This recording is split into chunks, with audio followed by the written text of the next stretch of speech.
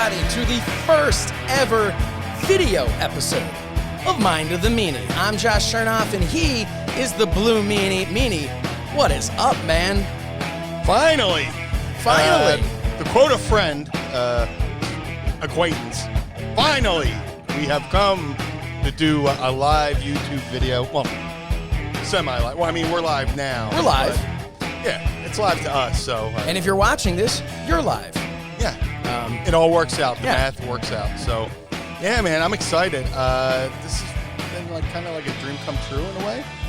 I'm always on YouTube watching other people's material and other people's content. I've been involved with other people's content on YouTube. So for me and you to have our own content on YouTube, I'm excited. I'm excited too, because so much of what makes our show fun is, for us at least, is when we're looking at each other. And I'm doing this as somebody seeing us this way, but this is exciting. I'm nervous about how many times I'm gonna like scratch my face or make some weird, something like that's gonna turn into a GIF. Now it definitely will. But yeah, so we're here, we're rocking and rolling, and we would not be here on YouTube.com/Mind of the Meanie if it wasn't for all of you, for the PodSquad members. So I think at this point, Meanie, we hit we're way past 500 now, but we promised, we said if we hit, we said if we would hit 500 subscribers to our YouTube channel, that we would do a bonus video episode of Mind of the Meanie. We've got so many big announcements we're going to make throughout the show. But I think at this point, what do you say? Maybe a toast to the Pod Squad? Toast to the Pod Squad. We got our seltzers here. Oh yeah, you can't toast without a seltzer. So here we go. I got my lime Bellevue.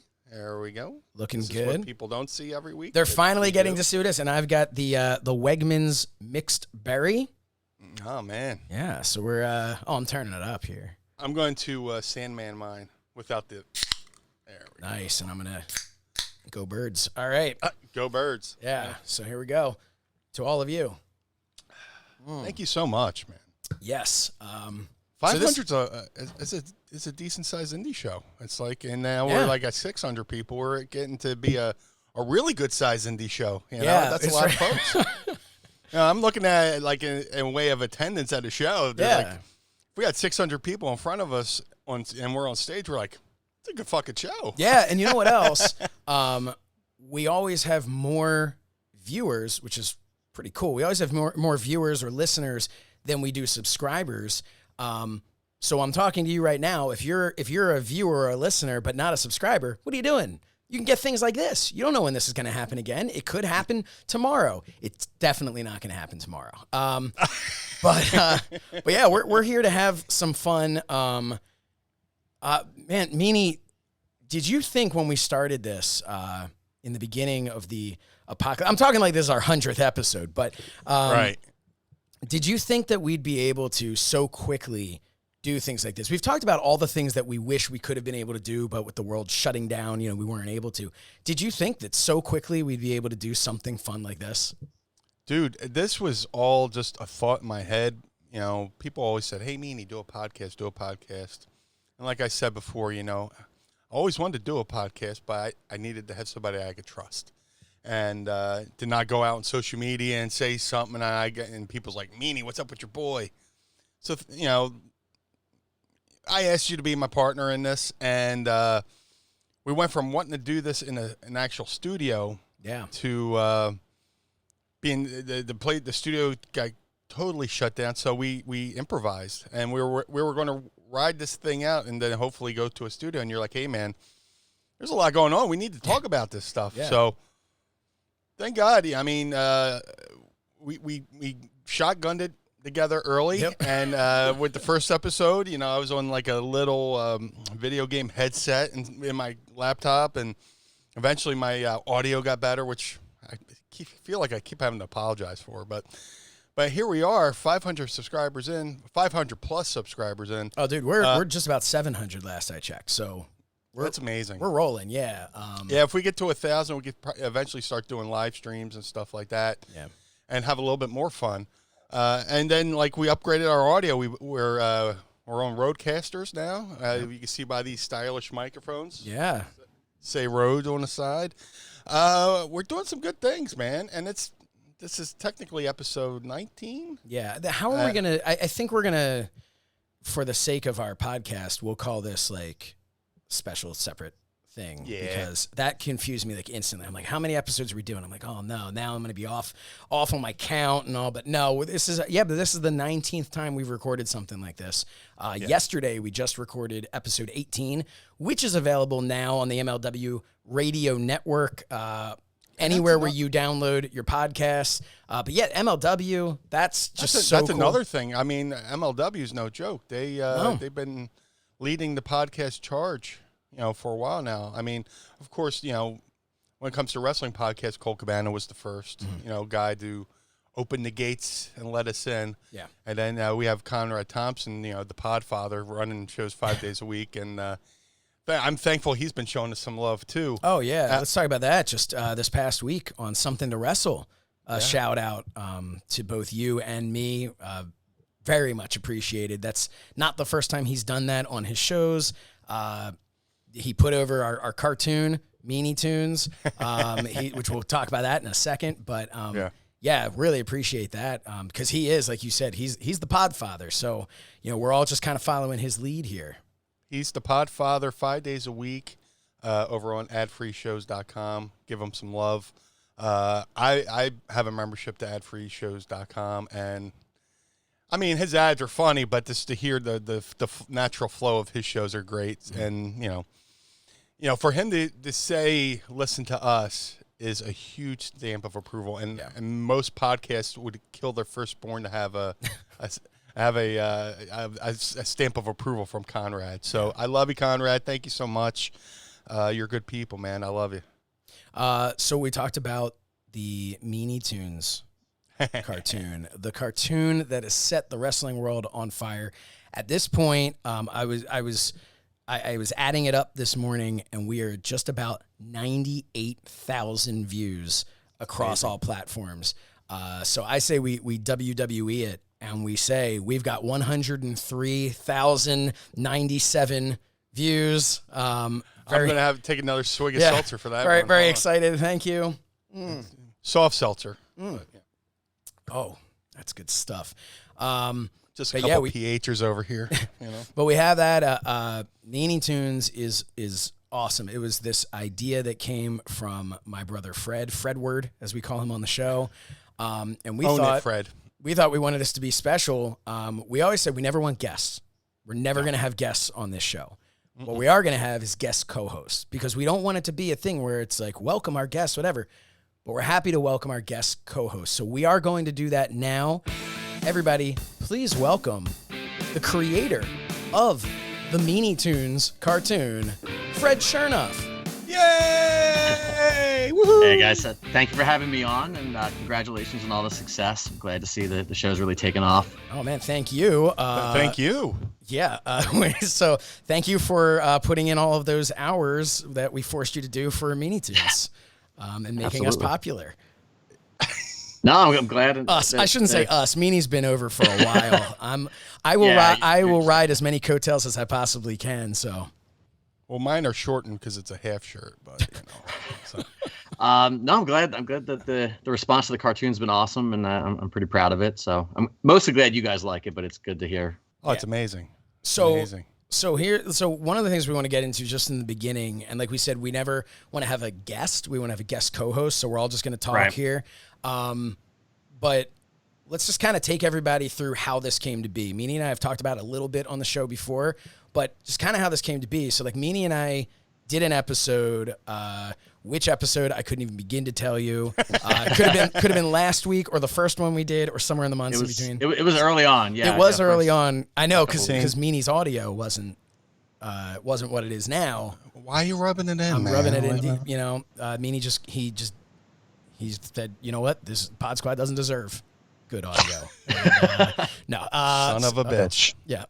So you're gonna be able to see. We're still on video. I know people are seeing us, but I don't have to shake in fear because we're not in person. So we did this thing, and Meanie talked about this story about how he ruined his buddy's car on a road trip. And then I get a call from Fred, who's just like, this, oh man, I could see that as a cartoon. And, you know, we started pricing out some different places, trying to get in touch with different people.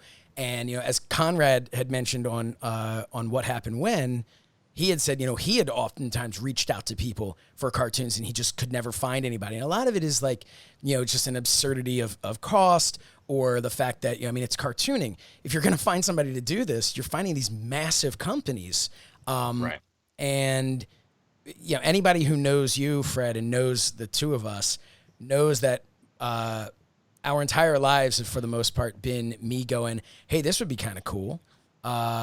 Fred, how would I do that? And then you going, I don't know, but I'll go learn how to do it, and then I reap the benefits. So what's funny in this case though was I mean that is true, but this time I was actually, when I was doing the research, I was doing it for you to see if like I could help you along and point you in the right direction of like, because you're pretty talented with graphics and everything, and I thought, not that you didn't have enough on your plate, but I thought I would help you figure out like how to get started with all this. And as I'm sitting there looking at it, I was like, you know what, like I'd like to take this on as a personal challenge. I think I could actually do it. Yeah, and you knocked it out of the park. The little cutscenes were some of the things that like popped me and Meanie the most, because we didn't know those were going to happen. And that was kind of, you know, we gave you this edited down version of the show. And in the beginning, so you were showing, and one of the things that's cool about this being a video, which is why we waited to have you on for the video version, is because right now I can roll a little B-roll of some of the early stages that people are going to be seeing now. So tell us a little bit about how the storyboarding. The storyboards. That was the first thing you sent me, was a storyboard, and I want to say it was a storyboard of Meanie. He may have been turning around in the seat. Phyllis mailing a letter, I think. Phyllis mailing a letter and Meanie saying something, and it was just the storyboard, and I was just hysterical. And I'm like, oh man, if this is cracking me up, we're gonna be doing really well.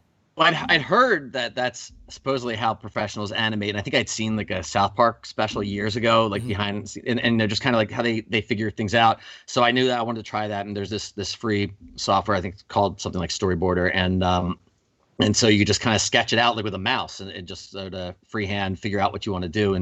And like you said, like I when I had the idea, I was listening to the podcast, and I think I was folding laundry, because that's how I entertain myself, and I could visualize it, like as Meanie, as you were telling the story, right. I could see it, and I said this just be hilarious. So then I had to like kind of translate that to the storyboards, where I had to see if I could actually make it work and time it out of how, you know, the cuts of like the car pulling up and everything that I was in my head, and kind of translate that. And once it was like, I think I did record a video for you that I kind of clicked through the storyboards while the audio was playing.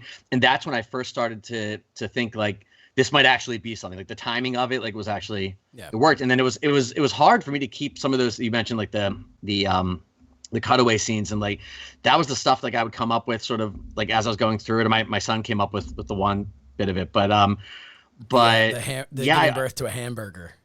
Giving birth to this, which is amazing.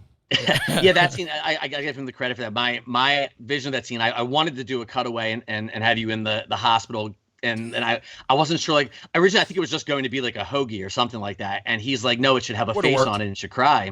So all right, but very seriously dissected it and thought, he's like, now let me take a look at this. All right, realistically, if the blue meanie was to give birth to some form of food. Right. Yeah. He's 5 years old, so his mind's always working. But yeah, as I would go through, like the hardest part was like I wanted to show you what I was working on, and I know Josh, I would show you some things, then you would say like, is it all right if I show this to Meanie, like, or should we wait a little?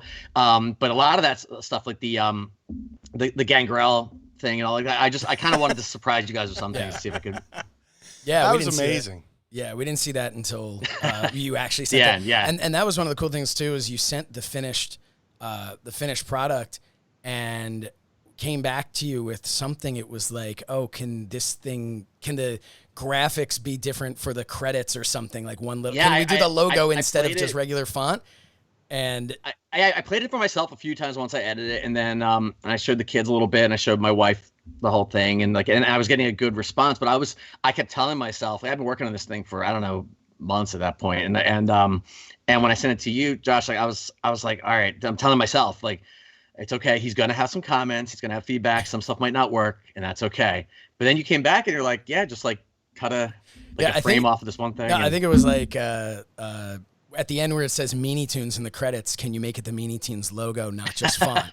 Like that was we worked together on the credit stuff and the kind of the Looney Tunes take. Yeah, so I think it all came together really well. It did. And so one of the things, people want to know, we have some talented people that, helped us out with some of the graphics and stuff. And then of course there's the stuff that, all the backgrounds are everything that you put together. And, but in the beginning, one of the things was when what I thought was kind of funny was when the character of myself started, when we first got that, it was very kind of them. They made my face much thinner, and I just felt like I looked like you, Fred. And I just kept I'm like, how does this person know that what my brother looks like? And I kept going, and eventually I was just like, hey, I need you to make my face really round. I've got a round face. It is what it is. But then, so some of the things that were complicated with that were when I'm like, okay, here's this image, Fred,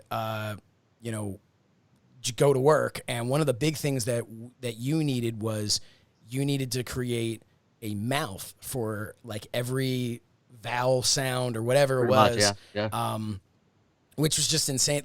And I remember you telling me you were going to put in the extra, you're like, you know what? I don't want to half-ass it. Let me just put in it's extra work, but let me just do this. And I remember telling you that no one's going to notice because you put in the extra work. Had you not put in the extra work, people would have just been like, oh, the mouth's not really moving. People are probably never even thinking about how complicated it is to do the mouth because of the fact that you put in that extra work and you made sure to line that up. So how do you do that? A lot of the process, I would do things and they would work well enough, and I would say, okay, well, I'm done. I'm going to check this box off. And then by the next day I was going back and redoing it because I wanted it to be really good. So I would think about it and critique it. And one of the things was definitely the lip syncing, because I felt there's certain elements of it. We came up with a visual style that I think is obviously it's supposed to be sort of in the mind of the Meanie. So it is kind of probably closest to South Park, I guess. They're front facing and it's simplified in a lot of ways. But the mouths, I thought it's dialogue driven, so I wanted that to work. And the software that I used, Cartoon Animator, they have an auto lip sync thing, and which at first I was like, oh, this will be great. It's easy, and you load in the audio track and you cut it up, and they just sort of like a puppet, just kind of mouth opening and closing, and then that was one of those things I went back to, and I was like, this will be so much better. And it's like you said, people won't notice it, but it in the back of their minds, it'll take it to a different level. So the way you do it is basically the file for each of the characters has these different mouths, and they're linked up to different vowel sounds. And then the program loads it in, and then you literally go along. I have the audio track, and I can see kind of the spikes when people speak, and there's a little box that has K, P, B, different vowels or consonant sounds, and you click on them at the exact spots, and then and I'm constantly going back. My son, who was working with me on it some of the time, he hated that. He'd be like, why are they doing that? Why are they doing that? I was like, I'm scrubbing the audio. I have to listen to it. And he's like, oh, I hate it. Whenever I'm editing, So Says Shernoff, and I'll do the same thing because I'm scrubbing to find where in post if we put the picture going, when to do it. And if I'm ever doing it and my wife is in the room, it's the same. She's just like, oh God, what is that sound? Because it doesn't sound like people talking. You're just dragging along back and forth. Sort of robotic stuttering thing. Yeah. But it was a lot of going back and just sort of sometimes the sounds would start. It's I guess when you speak naturally, and obviously Meanie was mostly your audio, but sort of one sound, I learned this as I went along. One sound sort of blurs into the next, and it's kind of figuring out there's not a distinct point where the sound hits, and you have to see where the mouth is supposed to open to prepare for that sound. So I knew nothing about any of this stuff, and it was really trial and error to kind of get it, like for the laughing and just kind of, you know, and then going back in, like one of the things I added was a lot of the eyes, like the blinking and stuff. It just kind of lent more, not realism, but more depth to it, I guess. Meanie, so like, what was your reaction? I know this has kind of turned into an interview, but it's just because it's so fascinating. It's stuff like we didn't, you know, you were off doing this, and then just occasionally would send us stuff, and we would both look at it and just be like, oh man, this is gonna be exciting. Meanie, what did you think when you like finally saw this? Like and we've got this cartoon of this podcast that we were doing that, like when we started, that really wasn't on our radar of like, and one day we'll do a cartoon, but it was such a perfect fit. Like what were you thinking with this? Dude, it's just, it's something like this story's been like an urban legend for 20 years because it happened in like 94, 95. And, I've told it, Al's told it. And eventually, I think Conrad told it on his podcast as well, because we were at the last Sarcasm in Baltimore. I blew up their green room bathroom. Was that the one in Baltimore? So that the bathroom you blew up there, that was the downstairs one that was like off of like the little kitchen area? There's that little commons area where everybody had food, little Jimmy Seafood was for anyone who doesn't know, that was close quarters. That was really, really close quarters. That was like, So I just want to throw that in there because I didn't know it was that bathroom. I didn't know it was Baltimore. I thought it was one of the bathrooms in Chicago or something. So, but this was really close quarters in this venue. So, okay. Man. So like we're there, and I'm like destroying the Jimmy's famous seafood buffet that we had there. I was like, man, this is going right through me. So I'm like, there's like two green rooms, and the bathroom's like in the middle of both of them. I walked by the one green room. I was like, oh, there's people in there. I go to the other one. There's nobody in there. I like slyly sneak in there and shut the door for the other one where the room. Yeah, I just bombs away. So I thought I went undetected, right? So I'm listening to Conrad's podcast, and he's talking about you'll never guess who blew up the green room at Starcast. And he's like, the Blue Meanie, and they went back and forth riffing about, how I blew up the bathroom. And then Conrad tells the story about how I ruined Jason Campbell's car. He's like, there's a story of Blue Meanie, destroying his best friend's car. And flash forward, I was able to actually tell it on the podcast. So that actually, from what I remember visually, like you tell a story so many times, and visually in your head, things change. But to actually have something visual to go with a story you've been telling for 20 years is amazing. And the cool thing is, like, you guys were collaborating for the most part, and I was just a passenger, just like waiting for the surprise. Like, I was like over here, like, wringing my hands, like, oh, I can't wait to see this. And, I would see the stills, and you would send me little video clip, Josh would send me little video clips, and I'm just like, oh man, this can't come, fast enough, because I really wanted to see it. And then when I actually saw it, it was more than I could ever have hoped for. It looked like we spent like $1 million on it. I swear to God.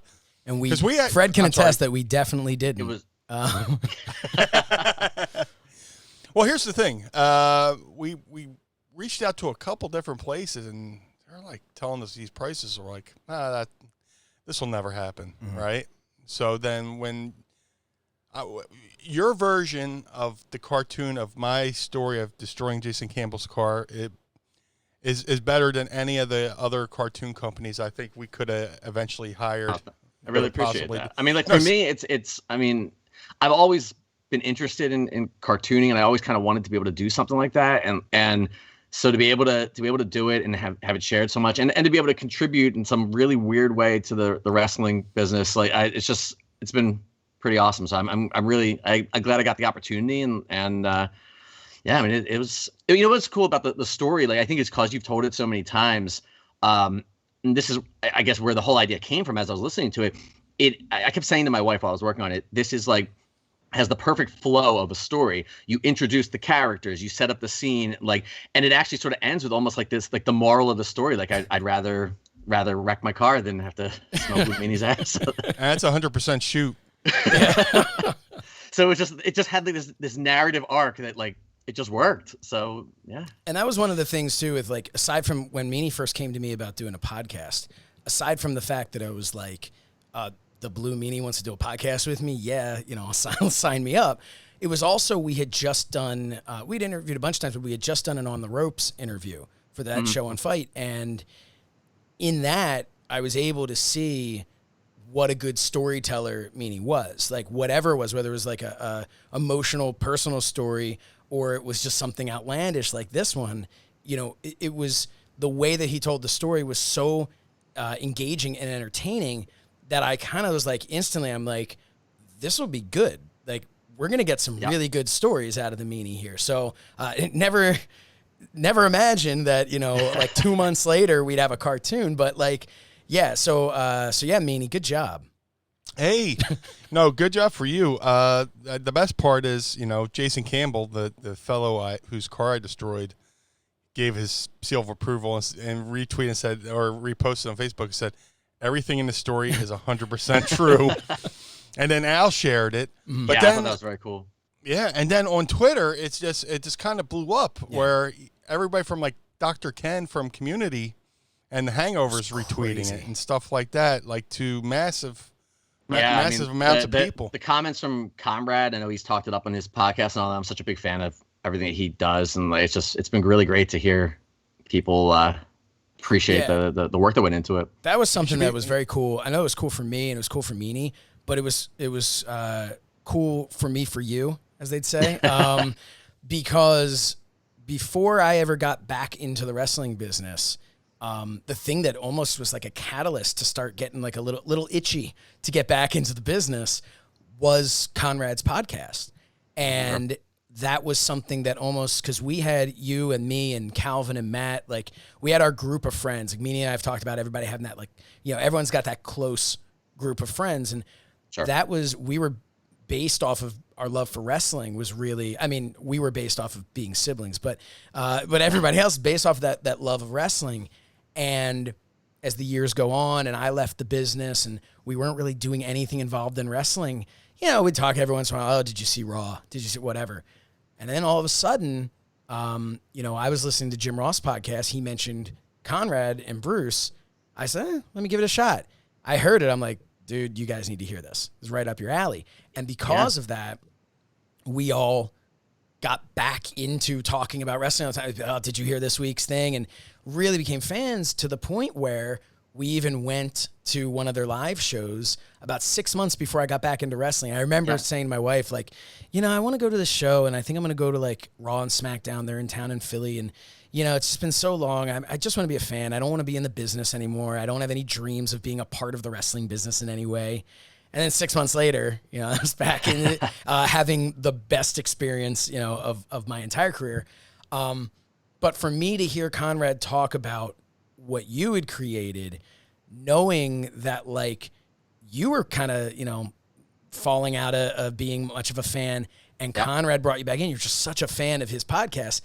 And now the dude's talking about something you created, Meanie, it's always like there's this weird thing. It's like Meanie that I'm friends with, and then there's like the Blue Meanie who's this celebrity professional wrestler, right. And I have to remember sometimes that they're the same person, and it like blows my mind every single time. And that's me putting you over, Meanie. But well done. But but it's something that's so so if you hear Conrad talking about the Blue Meanie, you're like, well, of course he's talking about the Blue Meanie, But when he's mentioning the Meanie tunes and stuff and talking about how much he hates you and me, which was awesome, I was just like, and to even be part of that. So that was, I was excited about that. That was cool. Obviously, like I'm removed from it compared to you, but yeah, it's for me, Conrad really was his shows, mainly the one with Bruce, are the ones that's what kind of reminded me. I think again, kind of through you, like your previous involvement in the business and the shows that we ran and our experiences with the indies and everything. Like I saw kind of behind the curtain in a way that like kind of changed my perspective on things a little bit. And I think listening to some of those podcasts, and it's the same thing that when I listen to your show now and hear Meanie stories, that like it reminds me of like why when I was a kid, why I started to love this thing to begin with. You kind of look back and like, oh yeah, there was like something magical about it. Yeah. So yeah, I mean, it was really cool to be able to get Conrad's seal of approval, because I credit him with and that time we went down to the city, which I think Meanie was there, right? I think I was at the Conrad show. Were you at down at the arena? Yeah, I was up in the balcony. That's right. Yeah. Oh yeah. And we were like, oh, it's the Blue Meanie up there. Because I remember and that was something cool too. Because I remember he was there. It was the first time I ever met Billy Gunn, who now I've had the pleasure of doing interviews with and chatting with backstage and all. And then the surprise guest was Al Snow, which I was like, oh man, I had no idea. And it was the first time I'd seen Al in a really long time. And that was awesome to be able to reconnect with him. I remember meeting Conrad and being like, I've never been this excited to meet a mortgage broker before. And like, but it was really, it was a fun, really late night. Do you remember that meeting? That was a late night.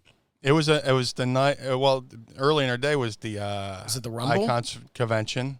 And then there was the NXT takeover show. Right. It was NXT. And they were waiting for the people who come over from the NXT show, which about 10:30. So everybody started filling in, and then they started their something to wrestle, the live something to wrestle with. But that was I remember looking on stage. I'm like, oh my god, that's Dave Silva.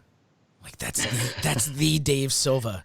And I have now had the pleasure of that man's embrace.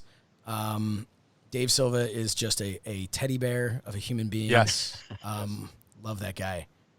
But, yeah, man, this was just, I mean, I appreciate you coming on here to talk about it, because I just think it was so cool and a great opportunity to show everybody a little bit of, the behind the scenes of what went into it. And I think seeing that is even more of an appreciation for I guess this hidden talent that you had of being able to animate and, really... Really cool. I do want, before you go, I'd like to put you over a little bit more. Please. So when you're not animating, you're also an author. So we have this platform here. I'd like to, you've written way too many books for me to be able to name them all, but they're all basically encompassed in this Atlantic Island series. Can you give us just a little bit about that and where people can get it? Yeah. The Atlantic Island series, it's really is a core trilogy of books, and then a bunch of spin-offs, and it'll all end up in some kind of final thing, which I'm dreading having to write. But it's a series I started back in, I think, 2013 or something, a long time ago already. And it kind of originally I was going to try to publish it conventionally, but I decided to self-publish through connections I made with Amazon at the time, and I kind of got lucky, and it did very well, and it's been kind of a cool run with that. It's kind of I guess it's a little bit. I always say it's teen young adult, but it's not exactly. It's about teenagers, the main series, but it's a sci-fi fantasy sort of series, and some of the spin-offs go in slightly different directions. But there's a strong time travel element, which I love, and I know you guys did a whole show on time travel. Yeah. At this point, I've written so many books that tie into time travel that I don't want to ever have anything to do with it again. But I still will enjoy. I just saw there was a show on a movie on Hulu I just watched last night that had to do with like a time bubble sort of thing where they repeat the day, or like Groundhog's Day kind of thing. What was that called? Oh God, I can't. Oh, is this the one with Andy Samberg?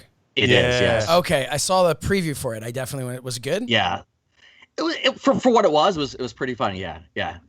So I'm still like a Fred Shernoff buries Andy Samberg on Mind of the Meanie video podcast. World exclusive. No, it was actually pretty good. But there you go. But no, you've been formally roadcastered. No. Yeah, you just can't stop pushing those buttons. No. Oh my God, I'm like a baby over here. But that's a lot of the series. So if people are into time travel, there's a lot of that going on. The Traveler specifically was the book, the first one that really that was the first really dealt with the time travel, and that was just an awesome book. But yeah, so people can go Amazon. Amazon is the primary place to find everything. Some of it's on BarnesandNoble.com. Kobo. I don't know who has a Kobo, but I seem to be selling there. So I'm a big Kobo. More power to you. Yeah, no idea what it is. Apple Books big, and any of the ebook stores. and paperbacks are available too. I don't buy paperbacks. And for people like me, there are some of them that are audiobooks. The original series and Traveler. I was signed with a company that did the audiobooks for those. So yeah, those are available for anyone who would rather just listen while they drive to wherever you're going in the apocalypse. But yeah. And the fact that you're an author probably also helped you lay the story out for the cartoon as well. Probably, because I do when I write, I do see things sort of like as a movie, and so I have a kind of like a visual way of coming at it, and I think that helped a lot, because it's sort of that the scene transitions, and I don't have like a strong film background, but I've learned a lot of that stuff as I've gone for both my writing and like other side projects and things. So it did help to kind of get a sense of what I wanted to do, and just kind of, you can learn. There's so much information out there nowadays compared to some of the projects like Josh and I've done way in the past, and I would be sitting at Barnes and Noble like reading an actual book and just studying up on things. Like now if you Google, and if you're patient and you watch a bunch of YouTube videos, you can learn things. Mm-hmm. That's how Meanie and I started to learn the Rodecaster Pro, by watching a bunch of videos, and then we decided the best way to finish learning it was live on the air. Just push a button. And spent a couple weeks. What's this thing do? Yeah. And now it's time for, nope, that was the wrong button, and just going. But yeah. Well, Fred, thank you so much, man. Really appreciate you coming on here. Thank you, guys. Thanks for having me on. And what are you up to now? What are you going to do? We like to talk about just random things. So where are you off to now? Where am I off to now? You can't go anywhere. So. Yeah, no, I'm going to get back to writing the book that I'm working on right now. I gotta get that done this summer. I set really stupid, arbitrary deadlines for myself, and that's I put up pre-orders for no reason, and then Amazon holds me to these dates. So Meanie did that to me on the show we recorded yesterday. He mentioned that this is coming out on Thursday. And I was like, I guess it's coming out on Thursday, but I like having those. It does. It keeps you honest, and you keep working. Yeah. So I'm probably gonna get back to that, and cool. We'll see once I get that out of the way. We'll see what the future holds with cartoons and that kind of. Yeah. Well, I want to thank you, because like we're trying to create a community here. I mean, we have you with the Meanie Tunes, and then we have Mrs. Meanie with the Mrs. Meanie Run and videos. So, like I said, I want to try to lay out like a week where like maybe people watch Monday Night Raw. They're like, what do I do on Tuesday? Okay, we'll put out the Mrs. Meanie video. Wednesday, it's the Wednesday Night War, so they'll be watching that. What do we watch on Thursday? We can watch this video special, and then like. With the Meanie Tunes and stuff like that exploded on social media, and then people were asking, when's the next one? So you're a part that of is the question. Yeah, that's the best way to end it. Will there be another Meanie Tunes? There may or may not be things in the works. Yeah. So stay tuned. So subscribe, hit that little that bell, and subscribe to youtube.com/Mind of the Meanie. Fred, thank you so much. Really appreciate it, man. All right, thank you guys. Here's a story. Take a trip into the mind of the Meanie with Meanie Tunes. An animated look at the Blue Meanie's most hilarious stories. Why did you eat that? Available at youtube.com/Mind of the Meanie. Oh, man. Subscribe now.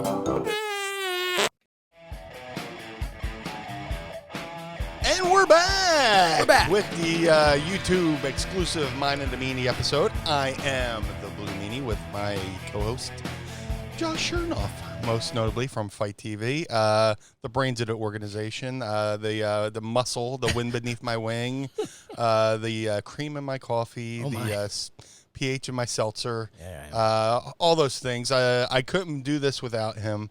So the fact that we're doing this here live, well, not live, but the fact that we're doing a YouTube exclusive video is a testament to the hard work of Mr. Josh Shernoff. I am nothing without you, sir. Oh, wow. That is very, very kind. Not true, Straight but shoot. very kind. No. Just fucking take it. I'll take it. I'm taking it. Just fucking take it. Yeah, man, this has just been so much fun. It's cool, like I keep trying to remember that like this was done for a purpose, because we said this bonus would happen if we hit 500 episodes. And then there's like that part of me that thinks like, what is, like I said before, like, was this our 100th episode? Like it's this big like celebration. It's our season finale. It feels it. It does. Because it feels we've been locked up for so long. It's yeah. like, this has been like the highlight of my week is doing these shows with you. And it's just same. like, man. Like during the week I just daydream about doing the next episode. So and like I say, there's a show constantly going on in my head. So it might as well have been 1,000 shows that we've done. So yeah, this has been great. It's so cool. And it was great to have my brother on there.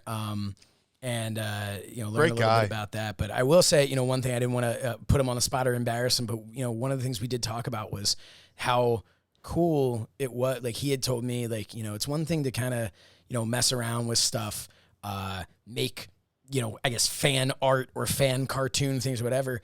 But there was like a point where he was doing it. He's like, dude, I'm actually doing this for the Blue Meanie. Like, that's crazy. and I know for you, that might be just weird or like, you don't understand it, but we really, he's my older brother, but still so much younger than you. And, we grew up as young children. What the fuck, man? Watching you. And I think that was one of the first, before I could walk, I was doing the Meanie dance. And I wanted people to be able to see the sadness and anger in your face when we talk about that. I'm a man. I'm a human. I bleed blue. Like you. Like if you cut me, it's not cake. It's human meat and blood. If you take a bump while I'm trying to gig myself, do I not bleed profusely? Hey, before we bring on our next guest, yes. What do you think about making an enormous announcement? I kind of teased this on social media the other day where I had a photo of a box and then Brad Pitt going, "What's in the box?" Yes. So that's something that we're going to talk about. What is in the box? You want to just show it? Why don't we just show them? Yeah. What I got over here in the box, and I just pulled out of the box, is a membership card signed by the Blue Meanie. An official PodSquad membership card. Now, how do you become an official PodSquad member? Well, please tell us. This is our announcement. We will be launching on August 1st. We will be launching our very own Patreon page, which we are so excited about. And if you're wondering why are we excited, well, we've been saying for such a long time, all these cool things we wish we could do, we really want to do. And now we're actually going to be able to do that. So we're going to throw up on the screen here right now. We've got our basic level here, which is PodSquad. You join this, it is $3 a month. We decided, we're like, you know what? We're going to keep this as cheap as we possibly can because we want all of you to be able to be official PodSquad members. And with that, you get that signed PodSquad membership card. You can only think of it as like a special, 8x10, just significantly smaller. You can keep it in your wallet. But think of it as getting a signed autograph thing from the Blue Meanie that is unique, that you look at and you say, somebody doesn't just come up to Meanie at a show and get this signed. This is this shows that you are an official PodSquad member. Along with that, you get a bonus watch-along episode every single month. That's right there, I think, to be able to have the Blue Meanie talking about some behind the scenes of an event that we're watching along with you. I think that right away, I would pay $3 a month for that. But wait, there's more. You also get access to video versions of the podcast. So there will be a special section that you are able to access the video version of our shows, where you will be able to see that I do not wear a suit and tie every week for our show, but you will be able to get video versions of our episodes. And eventually, once we kind of comb through the archives, you'll even get some older video episodes. But wait, there's more. You're going to get 10% off all merchandise. And that's a big one there. You get 10% off all the merchandise. So you pay $3, but you see a shirt pop up, you're actually saving money in the long run because you're going to be able to go get that and save some money on that. And this is, again, what we wanted to be able to do was just kind of make this affordable because we want to build this community. We're not here to, charge you $75 for our watch along. We're $3, you can do that. And guess what else? You're also going to get exclusive merchandise. there will be from time to time exclusive. And if you know us with shirts, I say from time to time, probably like every week, we're going to end up coming up with something. Pretty much. I'll say something during the show and you'll be like, well, that's a shirt. Yeah. I mean, we already have a shirt that's about to come out if it's not out already by the time you're watching this, which is the PHers in the old Sixers logo. I guess that was like a 97 to like 2013, 2015, something like that. Yeah, something like logo. that. But it was the logo during the 2001 run when the Sixers actually were doing well. So you're going to get exclusive merchandise. And then this is a fun one too. You get 24-hour early access to buy new merchandise and tickets. You're thinking, tickets for what? Well, we've talked about a million times. We are eventually going to do live shows. It's absolutely going to happen as long as we're allowed out, among people. And when that time happens and when it is safe, we're going to do that. And if you become an official PodSquad member, you will get 24-hour early access for those tickets before they go on sale to the general public. So that is that part. But there's one more tier, and that is PodSquad Elite. The PodSquad Elite is $5 a month, only $2 more, but we're going to give you just a little bit more than what you were getting as just an official PodSquad member. So you get the bonus watch-along episode, you get the signed PodSquad membership card, you get access to the video versions of the pod, you get exclusive merchandise, but you also get 20% off of all of our merchandise. So that's that. Right in there, you're again, now at this point, we're basically paying you to do this. How do you like my salesmanship here? And then you also get the power to vote on the watch-along. On that bonus watch-along episode, you get to vote for what you want it to be. We're going to throw up maybe 3 or 4 choices for that month, and you being an elite PodSquad member get to vote on what we're going to do a watch along with. You now also will get a 48-hour early access to buy new merchandise and tickets. So you get an extra day before the official PodSquad members, who get a day before everybody else. So it's basically as close to a guarantee that you're going to be able to get tickets to whatever event or get whatever merchandise. And when I say early access to buy new merchandise, I'm not talking about the merchandise that's print to order on Pro Wrestling Tees. That's there. You can get that. That pops up. You can get it. I'm talking about when we do exclusive limited run merchandise. And we are absolutely in the works to do limited run merchandise. So maybe there's only 50, only 100 of an item. You get 48 hours before that item becomes available to everybody else. You have that option to put your order in and buy it. So again, it's as close to a guarantee to get these things.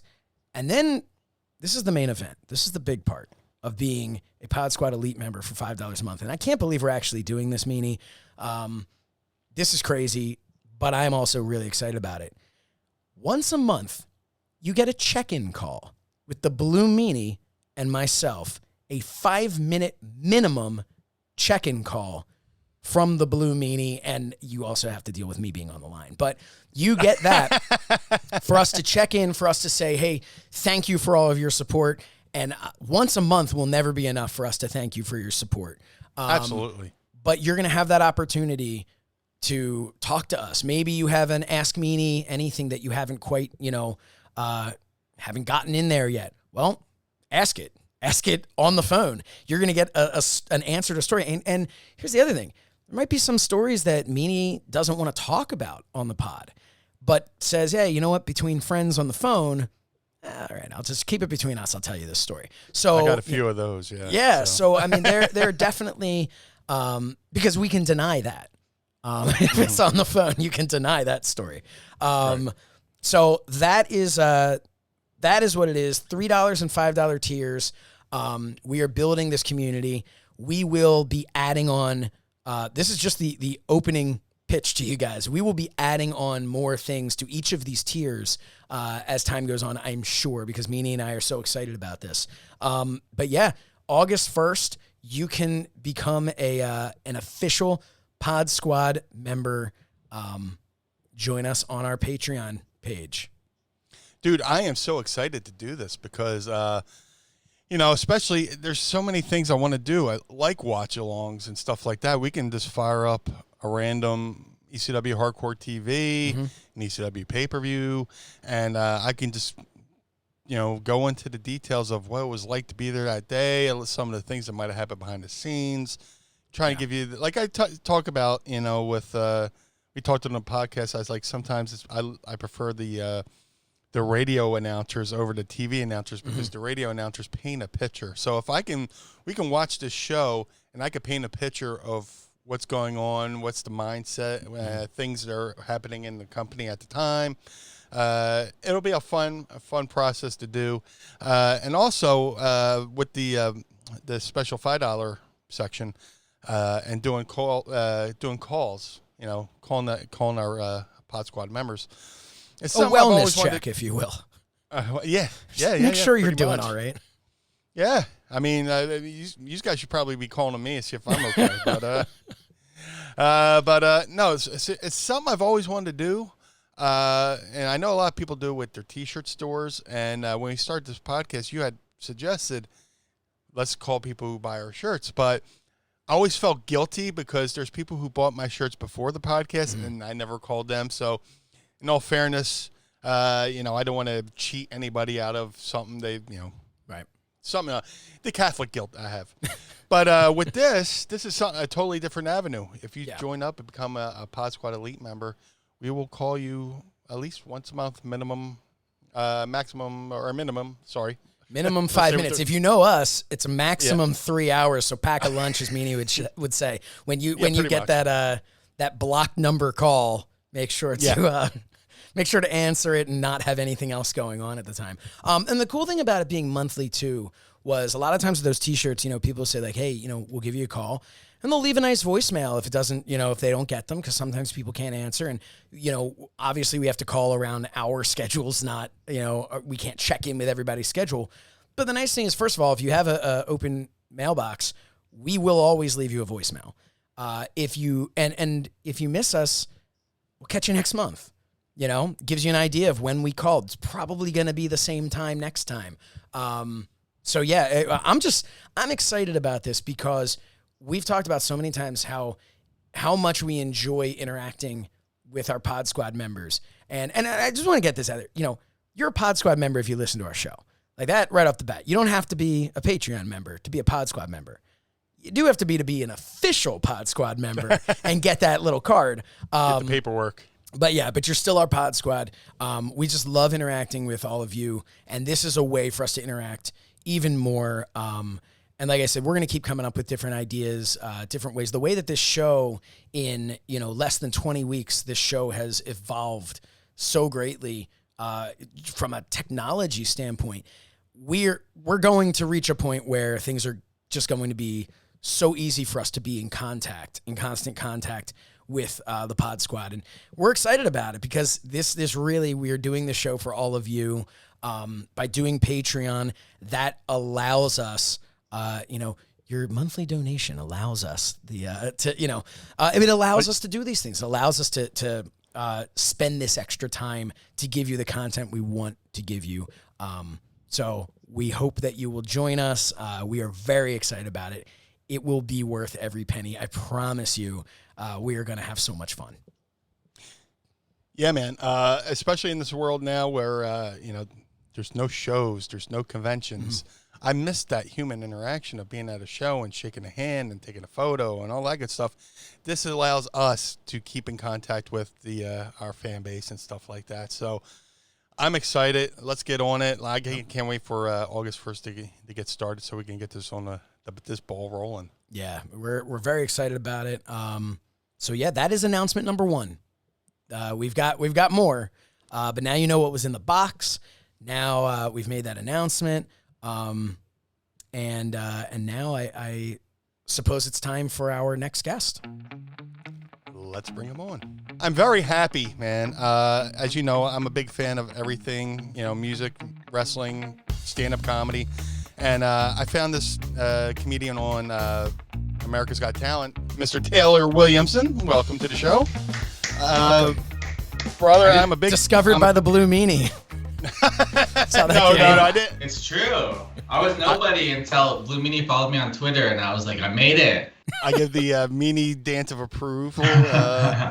No, seriously though, we saw you on me and Mrs. Meanie saw you on America's Got Talent. I automatically fell in love with you just because I'm a big fan of stand-up comedy, and the fact that I found out you're a wrestling fan added even that was like the cherry on top. So thank you for being here. Thank you for taking time.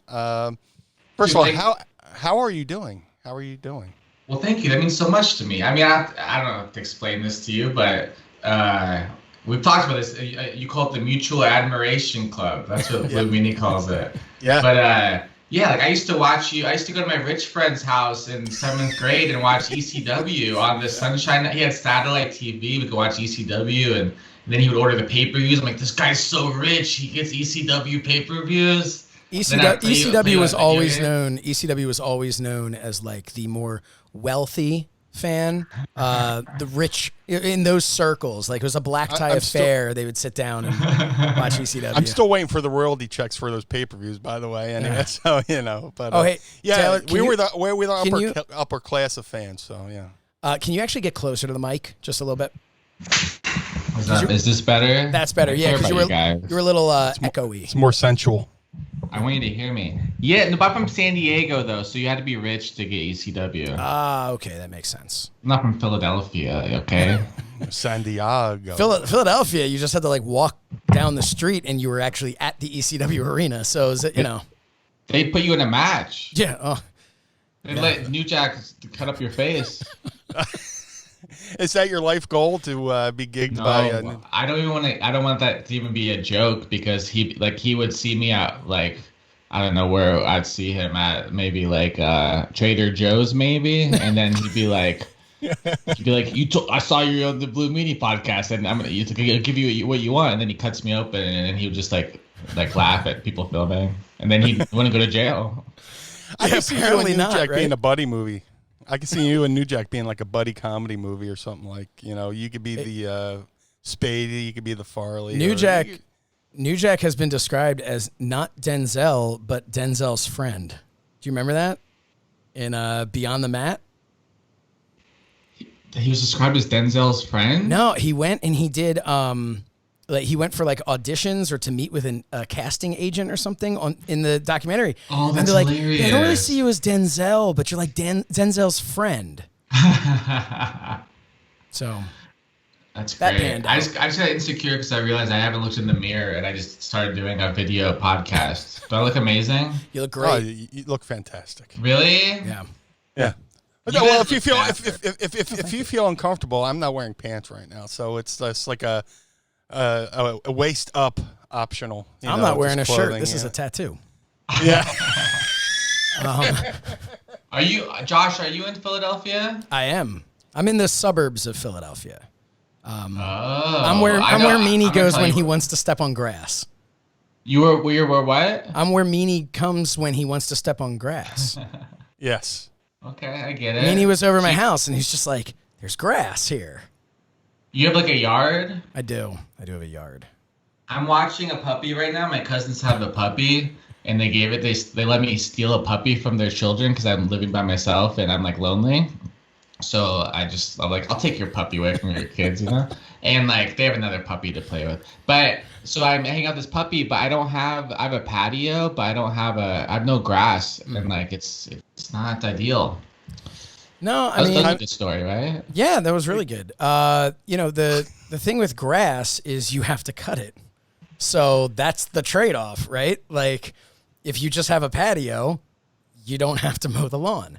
You don't have to do any gardening. You don't have to do, stuff like that. So there's definitely a trade-off. I lived in before this house, I was in a couple apartments, and then I was in a townhouse before, and this is the first place since like my childhood that I've had an actual like lawn. But as a child, I didn't know anything about taking care of it, you know? So it's been a learning curve. Thankfully, my wife has an idea of what to do, but. Yeah, you don't realize it. Like when you grow up, you don't realize that all the things got done by somebody. You just thought like food showed up. Yeah. I go to my cousin's house and I see these kids. I'm like, they have no idea how great their life is. Yeah. They just wake up and there's plans and there's food and there's activities and. Yeah, I think that when I see my kids. Yeah, right. I lost this puppy though. I'm gonna yell for the puppy. Okay. You lost the puppy in your apartment. Chase. Oh, It's going from Chase to Search. Do you want to see a puppy? Yeah, let's do it. Yeah. Be our first puppy on the podcast. This puppy has. I want you to know that this puppy is famous in the wrestling community. He was on a Zoom call with AJ Styles and Rocky Romero and Carl Anderson and Luke Gallows. Wow. And now he's with Josh Shernoff and Blue Meanie, and this is. Does he have an agent? He should, but I don't know. He's weary. He's heard Meanie's stories about not getting his royalties from pay-per-views from 20 years ago, and he's concerned. Yeah. Well, hey, we really appreciate. I can see Eric Sims taking him out to conventions and stuff like that. So So how much do you think he'd get for like handshakes, pictures? I think he would do well at StarCast, the next StarCast. You know, just have a little table for him. People bring him treats. You know, he'd get pampered for sure. What do you think the next StarCast is going to be? 2023. When's it going to be legal to have a StarCast? Oh man, who knows? Who even knows? I don't know. People just need to start wearing masks. That's all I know is that dog is not going to have to... Get your politics out of here. Isn't it amazing that it's like politics to wearing be like... Yeah. Hey, wear a mask so we don't all die. That's political. Well... I've given up on like staying out of stuff. Like it's not politics. I'm not saying don't vote for Ted Cruz, although I could say that. I'll say that. Yeah, and like controversial. Like look at Japan. Like talk to people in Japan. They're all wearing masks. It's not political. It's not Democrats. It's not Trump. It's not anything. It's science and safety and like. Yeah. They were ahead of the curve on this whole wet mask wearing thing. I mean, you see sporting events from Japan and people in the crowd wearing masks and stuff like that, you know? They're having wrestling right now. And do you see the New Japan clips? They have a crowd. Yeah. Yeah. And they're being responsible and safe, and they're doing it. They're doing what we could be doing, but people are selfish and stupid. Yeah. I'll be honest. What do you think the percentage of wrestling fans who wear masks are? I'll be honest. The ones who should wear masks. I think the masks have been selling pretty well from Pro Wrestling Tees, right? Yeah. So, Pro Wrestling Tees has been selling them, doing pretty good number with them. So, yeah. Is there a Blue Meanie mask? There's a BWO mask over at ProWrestlingTees.com/Blue Meanie. It's working a cheap plug-in, but, you know. Hey, so in all this crazy time, since no one will wear a mask and we're all stuck inside, we've talked before, you know, there's so many similarities between people involved in the wrestling business and in the music business and the stand-up business. How has this affected you? Like, what are you doing? Because you're obviously not doing any shows, right? Yeah, it's a nightmare. It's like I would describe it as a boring nightmare. Okay, well, I'm glad I could bring it up then.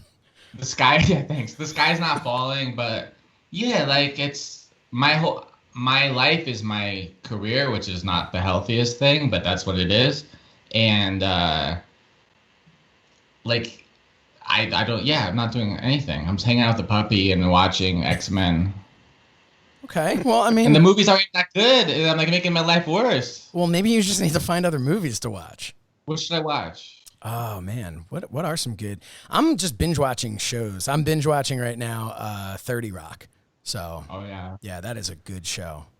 I'm more of a documentary guy, so I just watched a really good documentary called Waldo on Weed, where these parents found out their child had eye cancer, and they helped them through medical cannabis and all the troubles they went through to potentially make sure their kid, you know, became healthy and stuff like that. It's such an awesome, important documentary with a name that instantly makes you think this is going to be Waldo from Where's Waldo, but high, walking around in amidst a bunch of other people that look like him.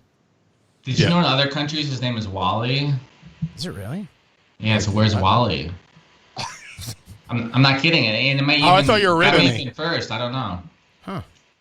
Well, I thought you were working me in on the bit here. The more you know. I'm not doing bits. I'm not here for bits. Hey, this is real. I got a joke for you, though. Okay. Oh, we talked about. I've heard this one. You got to hear this one. We talked about this on the podcast before, and I thought to myself, I need a professional comedian to tell me whether or not this was funny. So I'm sorry. Let me rephrase that. I need a Jewish professional comedian. Careful. I'm Jewish. Whoa, careful. Yeah, come on. And you know I'm Jewish because we went around trying to find Jewish people. It sounds weird. Where did we try to find Jewish people? At StarCast and at AEW. We were looking for Jews? Yeah. I don't remember this. So... Did we find any? Yeah. Was Diamond Dallas Page there? No. Goldberg? No. Colt Cabana. Okay. It's a good one. And someone else. I don't know. Someone else is Jewish. MJF? Oh, yeah. MJF. Yeah. So, okay. When I got little like Munchkin donuts. Okay. And are you familiar with those being referred to as sufgani oat? No. Wonderful. This is going to go over well then. So for things like you would have them like Hanukkah time because of the oil of a donut, and you call them sufgani oat, and it's representative of the oil there. And it's the Hebrew term for it, right? So my sister at one point, I had these little munchkins, and she's tearing them up and puts them in her oatmeal. And so I said, I was like, looks like you're having some sufgani oats. Sure. Okay, it's a very specific audience. Well, I was hoping that you were my only Jewish comedian friend. So I was hoping that. I mean, listen. I'll be honest with you. Like, if you want honest, you want like the straight up answer here. Yeah, I can cut this out. We're not live. So if it was live, then what's my point? Here's my point. It's not funny, buddy. Okay, thank you. Meanie, what do I do? It's clever. So, listen, I'm not offended because both my sister in the moment and my wife, anytime I've brought it up since, have also informed me that it was in fact not funny. But I'll tell you this though. Mm-hmm. It's a good dad joke, and I love dad jokes. Thank you. There is a funny. I mean, there's a market for it. There's a funny in it not being funny. Right. And that was kind of, when I gave like the old, I was like, it looks like you're having some sufgani oats. Like, see, I delivered it in the not funny. Okay. All right, good. I give you that. No, I'm being sincere. There's a context and there's a place for those. And that was a funny thing that you did. Just give a bad joke that was clever pun. Thank you. But there's crowds of old Jewish people that they would be like, oh my God, it was so funny. Yeah. So they love humor. The old Jews? Yeah. Not my humor, I've learned. But they love other people's humor. And they love, if you just talk about being Jewish, they love you. Yeah. Except unless you're me for some reason. I was asked to do this like video charity thing like recently for this huge Jewish charity organization. And like, I want to help, but whatever. It's to help plant trees in Israel and stuff. They're like, will you send us your comedy? I'm like, you want me to get you a video of my stand-up? And they're like, yeah. I was like, okay. So I spent like a long time chopping up clips from my comedy special that's like, I don't really curse, but things are out of context or inappropriate, you know, especially for a charity, you know? So it's like, here's the jokes. Here you go. They're like, no, we want you to stand up like in front of your computer like this. I'm like, no one wants to watch me just like, hey guys, what, like, and then no audience. It's terrible. And I said, like, respectfully, this is not, comedy doesn't work like this. Like, I could do sketch comedy, like SNL did it, but that's not my style. And I was like, I'm happy to give a shout out or be silly a little bit, but I'm not gonna do a whole routine. Comedy doesn't work like that. And then they came right back to me. And then like all these famous comedians did it. And I was like, oh, I'm a piece of shit. Okay, whatever. Was this that thing where it was like the Seder? That everyone was like... No, I saw that. No, I wasn't invited to that thing. Okay. Well, me neither. So Meanie's like, what's a Jewish? Paul Heyman? Oh, man. So, speaking of your comedy, I mean, like, how long have you been doing stand-up comedy now? Since 2003, I don't know, 16, 17 years, I don't know. But does this year count? Like, what do you say when people are like, how long have you done comedy for? Well, like, you know what I mean? Like you just say 17 years, but I started 18 years ago, but then 2020 was canceled and I sat at my house with my dog. That's a good question though, because like I started in the wrestling business in 1999. Really? And took, but took like a solid 9.5 years off. Yeah. But so do I say like, well, I've been in the wrestling business for 21 years? Like, because like I wasn't in there for all of them. And the time when I was in there prior to hooking up with the Blue Meanie, I mean, I wasn't really in the wrestling business. You know what I mean?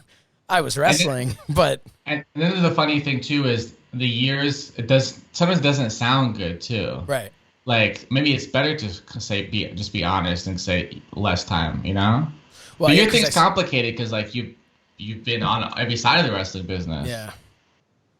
Listen, I finally found one that seems to be working for me. So look at you guys. You got a great thing going here. I like it. Thank you. I'm a fan of both of you. Oh, well, we're a fan of you. This is that mutual admiration society here. Nice. I appreciate that. No, I appreciate you being here. I mean, at what point did you discover stand-up and say, hey, man, that's something I would like to do? I mean, because I could tell, I remember the first time I watched wrestling and I saw, Tony Gurria and Rick Martel against Fuji and Saito. I was like, that's what I want to do. And being grown up asthmatic, they were like, that's cute. But where was the point where you're like, I'd like to give that a shot? I think I could be a stand-up comedian. I don't have an actual answer for that, but the thing that got me into comedy actually was those Andy Kaufman documentaries. Do you remember those on Comedy Central? They'd air them like several times a day. I'll send it to you. I found a bootleg online. Yeah. I forgot what it's called. It's called I'm From Hollywood. Yeah, that must be that one. It was Robin Williams was in it. Mary Lou. From Texas. And there was one other one, but that one is the one that stands out to me. And kayfabe, I forget which way it goes. Kayfabe means it was presented in kayfabe, so as if it's real. Is that what that means? Pretty much in character. Yeah. Yes. So it was. There's a documentary on how Andy Kaufman went crazy and got into wrestling, and Robin Williams and Mary Lou Henner, what's her name, and a few other like stars are like, we don't know what Andy just went crazy, and it was. But as a kid, you don't know, and as an adult, you don't know unless you get it, Right. But it talked about him going to Memphis and stuff, so that made me be like, wow, comedy, that's interesting. And then, I don't know, I think I listened to like a Jeff Foxworthy album a lot in 7th grade, and I would quote jokes, and then in high school, I started watching Comedy Central specials, and I would quote jokes to people, like, just to make them laugh, and someone called me out for being like, that's not your joke, and I'm like, yeah, I'm not Arj Barker. I didn't like write. I'm just saying a joke I heard. Like, relax, dude. Like, I'm sure that reference went over very well. Yeah, but anyway, very deep. But then I started writing, and I started doing it in high school. And 17, I got on stage, and then I peaked at 20. And now I'm 57, and. At least somebody's older than me on this show. Jesus Christ. He always breaks my balls about him being way younger than me. So it's like, that's our shtick, Is getting old weird? Dude, physically I'm 47. Mentally, I'm still 15. That's not good. Yeah, I still make the decisions of a 15-year-old. So it's like, man, I should catch up somehow. But no, it's just, I still view the world the same I did. I as enthusiastically as I did when I was 15. I still have hope for things. Maybe I'm naive or whatever, but I find happy distractions throughout the day, whether it's wrestling or comedy or music or another podcast. I just listen to other people talk about shit I can relate to. So there's a lot of stuff wrestlers and comedians relate to as well. I'm friends with you. I'm friends with Judah. Freelander, and we always talk about like the similarities we go through getting into the business, and the bright eyes, the gleam we have in our first eye, and then like the wrestling, the business does something to make it kind of like. And that's I wish that didn't happen. I was going to ask both of you that because we talked about the similarities, and you're talking about watching the Andy Kaufman documentary, and Meanie, you had that match that made you want to be a wrestler. So you have this thing that says like, I want to be a professional wrestler. I want to be a stand-up comedian. did you like at what point did you first like say to yourself, okay, so this is not exactly how I maybe romanticized it, or did you always kind of have an idea that it was going to be a certain way? Like, no, I still have trouble with it. Not to sound like so however this comes off, but I always thought just be nice to people and work hard and be talented. That's like what it matters. Right. I never figured out the in between schmoozy bullshit, dishonesty, and I don't come off bitter at all. But like just matter of fact, like I remember when I was 18, I did a show and it went really well, and this manager guy came up to me and he was like, oh my God, you're amazing. I've never seen someone so funny at 18. I'm going to have you come to San Jose, open for Doug Stanhope, do this show. It's going to be amazing. You're going to get to hook up with girls. Oh, you get paid a bunch of money. It's going to be amazing. I'm out of the office tomorrow. Call me Friday. So I'm like, oh my God, this is it. Yeah. This guy literally said, call me Friday. So I'm going to do that. So I called him and his assistant's like, he'll call you back. I'm like, all right, cool, thank you. And I'm just waiting, and he didn't call me back. And then Saturday, I'm like, oh, he'll call me today. Like I'm 18. I'm like, he'll call me today. And then every time my phone rang for the next week, I was like, oh, it's gonna be him. Then he never got back to me. And like 2 weeks later, I checked in again, and then he emailed me back saying, hey, good meeting you. Good luck with everything. And I was like, what? And that's that's like the cute version of it. Like I've had soul-crushing versions of that, you know? Mm-hmm. People are very, the business part of this business destroys me, honestly. Like, it's, the people, there's a lot of good people too, but it's just, wrestling, I'm sure, is the same, maybe worse, I don't know.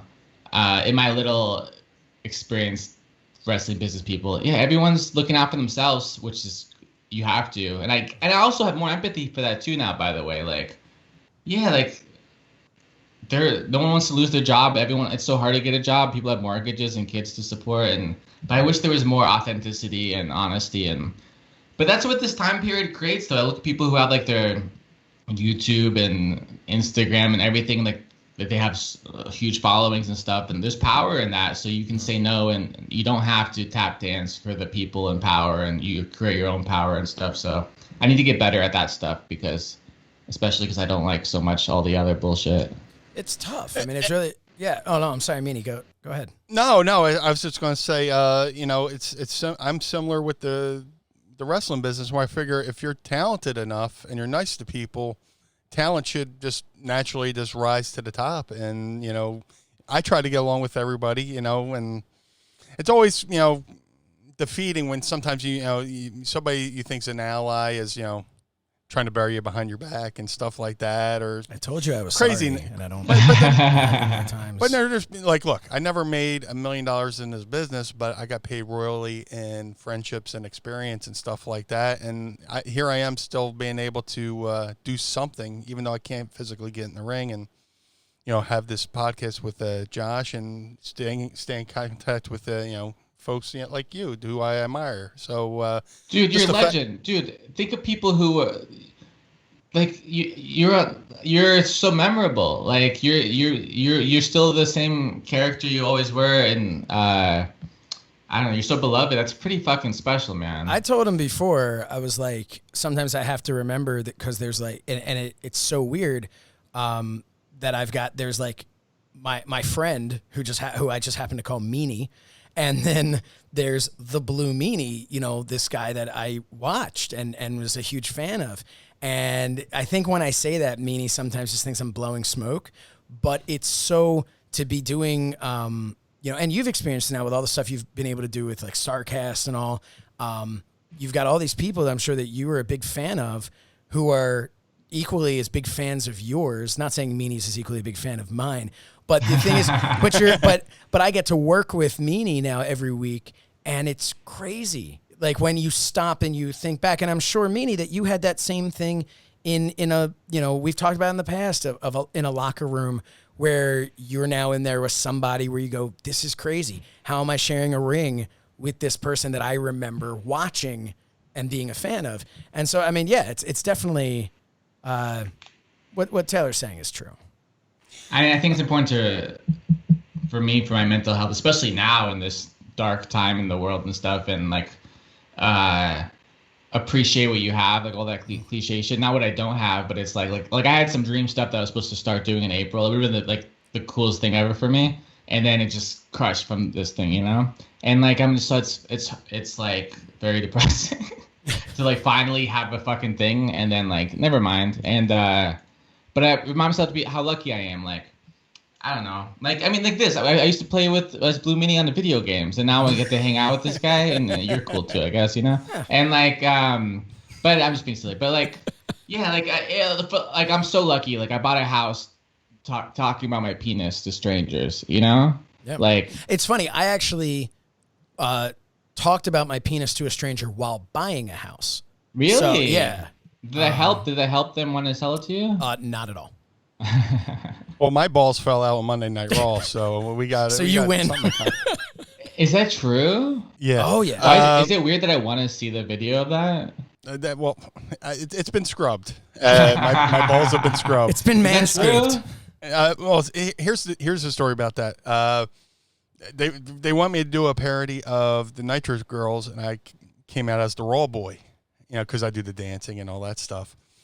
And this was when 1 week a Raw would be live, and then the next one they would film for the show the next week. So come out, do the Raw Boy thing, wearing the Raw shirt, and this is why I'm feuding with Goldust, and he attacks me, and he beats my ass down the ramp.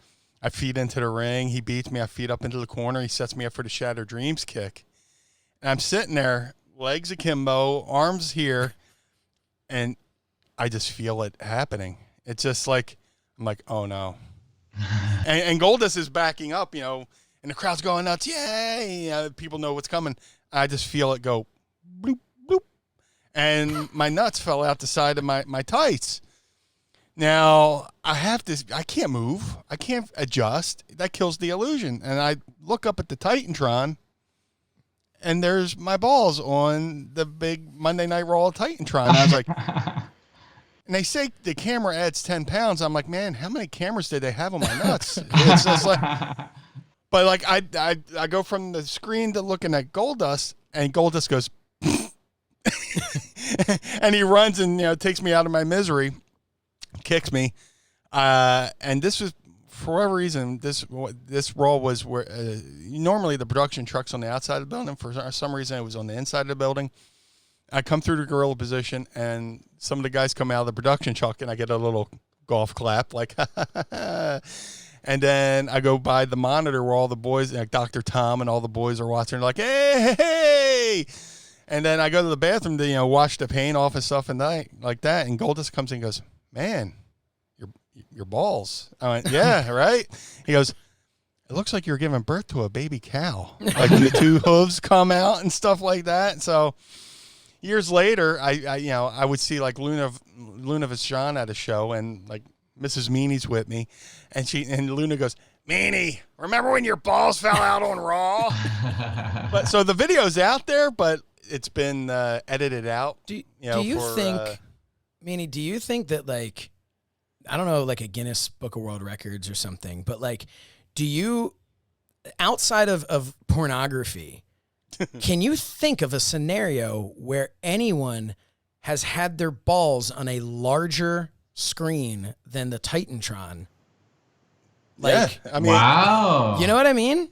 It's like the Kiss Cam, but just nuts. But I'm like, yeah, but like that's what I'm saying. You know, like, has anyone ever been on a screen bigger than that? Of course. Has anyone ever had their balls in a because I'm assuming there's got to be some, you know, porn show thing going on in Vegas where, you know, I don't know, but in a non-intentional way. And can you win an award for this? I think a Shernie Award. A Shernie Award? I'll get him a Shernie Award. There you go. Hey. Draw it up, buddy. I think I missed my calling. I should have called Guinness. And I mean, there's several thousand people in attendance. You know, people can vouch for this, but don't they have to like send out somebody from the Guinness Book of World Records to like watch it happen? If anything, I think my testicle should have its own section in the WWE Encyclopedia. You know, just yeah. There are a lot of assholes in there, so yeah. Yes. Nice. Yes. See, that was good. Thank you.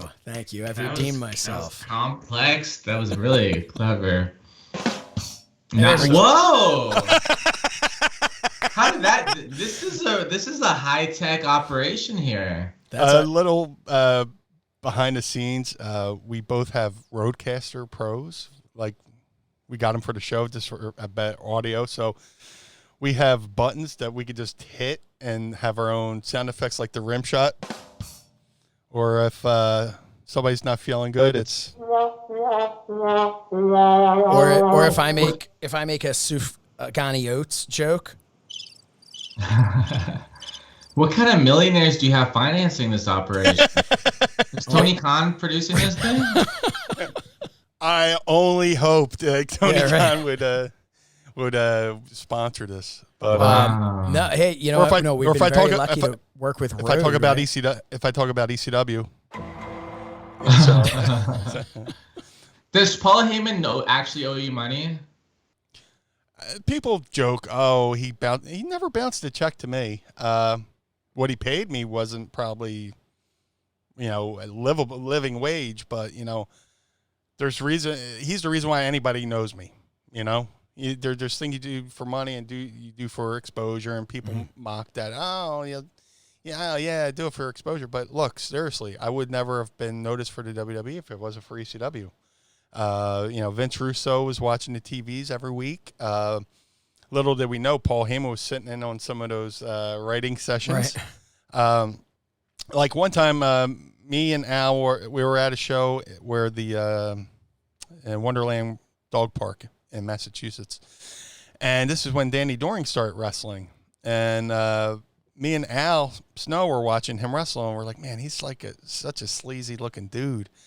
And we started coming up with me and Al were just looking through the curtain, coming up with ideas with him for to be like this character. Yeah, he can be sleazy and can say, hey, you might know me from my latest movie, Schindler's Fist, or all these porn type things. His finisher could be the money shot. He could come out with a rag. He called the this spunk rag or whatever. Wow. And me and Al go to Paul Heyman and we give him this whole rundown of things for Danny Doring. He goes, guys, that was great. You came up with a great character. 2 months later, hello, ladies.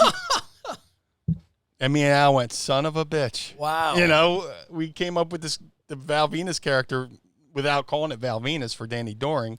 And Danny Doring started working stuff into his match, in the hopes that he was going to be this character. Wow. 2 months later, hello, ladies. I was like, son of a bitch. So, but, getting back to your question, Paul doesn't owe me anything. He gave me everything. He gave me every week. I was in the opening credits of the TV show. He gave us a chance to do the BWO, which people still talk about. So, like I said, I never made $1 million in this business, but I got paid royally in the experience, and I got to travel the world on somebody else's dime and just get to do cool shit. And in general, that's kind of, and Taylor, I'm sure there are times where you did stand up and weren't getting paid. It was just like an opportunity, or maybe you're getting paid very little compared to somebody else. Or tuning your craft, Yeah. Like I just did this year, I was really hoping to do more of this kind of stuff. I'm working on, as always, trying to be a better, happier. I don't know. I want to be like a good person, enjoy my life the best I can and stuff. And I got to do my first USO show. So they fly you. It doesn't really pay, but it's charity, but it's awesome. Like I was supposed to go to Iraq in October, and then they canceled the trip. It turned out because Trump was going to be out there, and Iraq, Afghanistan, that whole deal. So then they switched. They're like, "Do you want to go to Italy?" I'm like, "No one cares. I'm going to Italy just to perform for the troops." No one's like, "Wow, good for you, Taylor." But and there's still people over there that need mediocre entertainment, and so they flew me out. But they flew me out a week early, so I got to go explore the country and then we did a week of touring, and it was beautiful. And I was hoping to do a few more of those this year, just take advantage of this beautiful stuff we get to do because of our jobs, where I get to go on a free international vacation and then make people smile and forget about their worries and stuff like that. That's so cool. And I don't know. So I hope to do more of that kind of stuff. But yeah, there's so much amazing stuff. I have to remind myself too, because once you get to your next step of your dreams, then you go, okay, but now what? You know? Right. It's the same. We talked about when we were like fighting for that like 500 subscribers on YouTube. Right. And we're like, we just want 500. We want 500. We hit 500. We're like, yes, this is amazing. And then I like went and checked and it's like 503. And I'm like, oh, it's only 503. Like, you know, a week earlier, I would have given anything for it to have been 503. But like, you know, so yeah, but that's a microcosm, so to speak, of that scenario. And I think it's true. Like, I know Meanie and I've talked before when I started doing stuff at StarCast and I went there just on my own, just paid my own way to go and was just like, hey, I can, you know, grab some interviews or do whatever. And then I ended up connecting with Fight TV through my show. When they picked that up, then it was like, okay, well, I could do some stuff, you know, for Fight with StarCast. And then I had such a great time with them that then Conrad brought me in to be working with both Fight and with StarCast. So like, you know, in the beginning though, like I wasn't getting paid. I wasn't, you know, you're paying your dues and you're just you're trying to get that opportunity.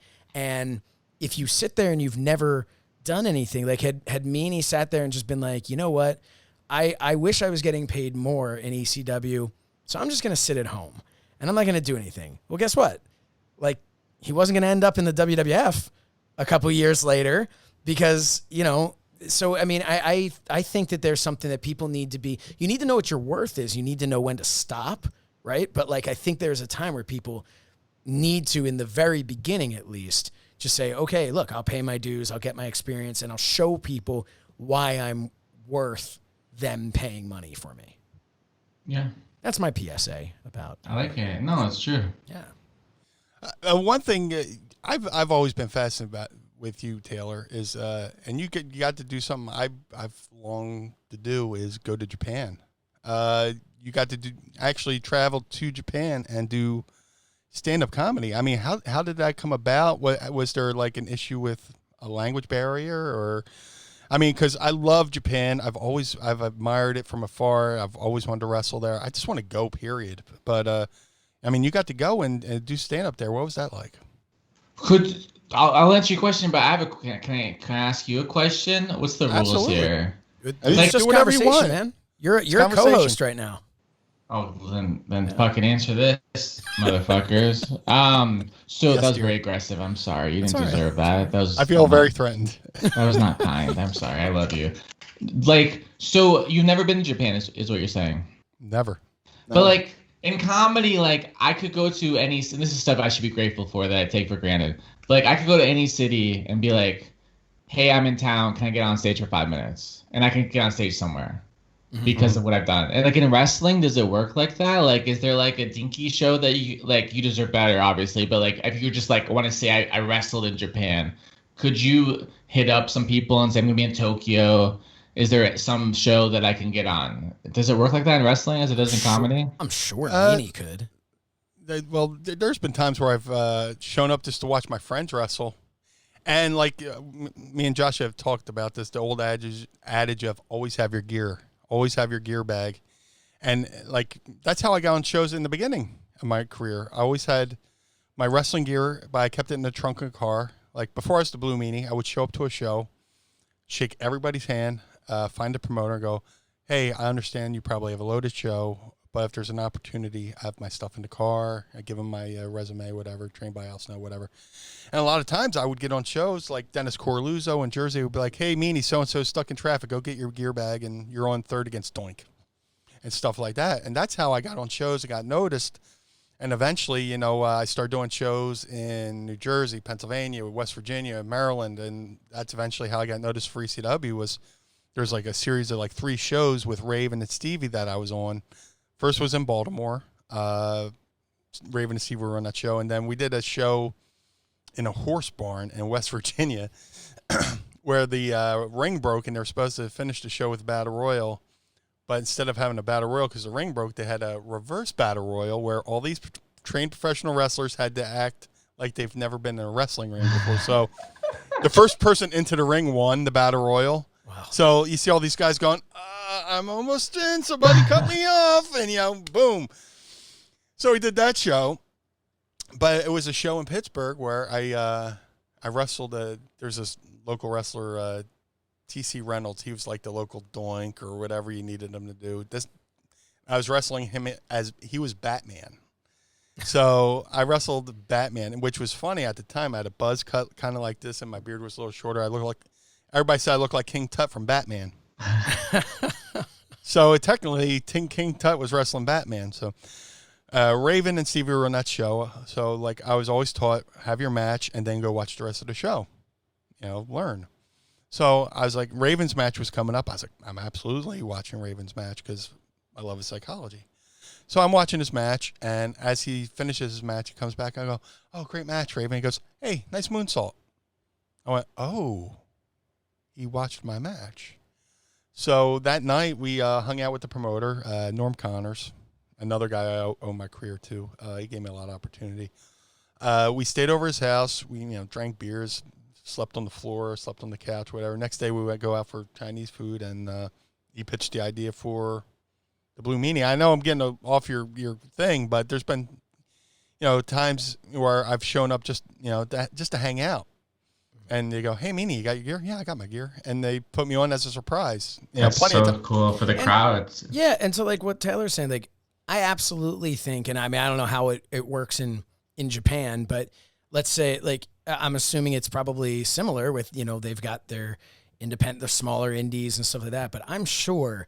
If there, as a former promoter myself, when I was doing a show, had the Blue Meanie walked in and been like, hey, listen, I was just in the area. You need me or whatever. I'd, happy to just be on the show.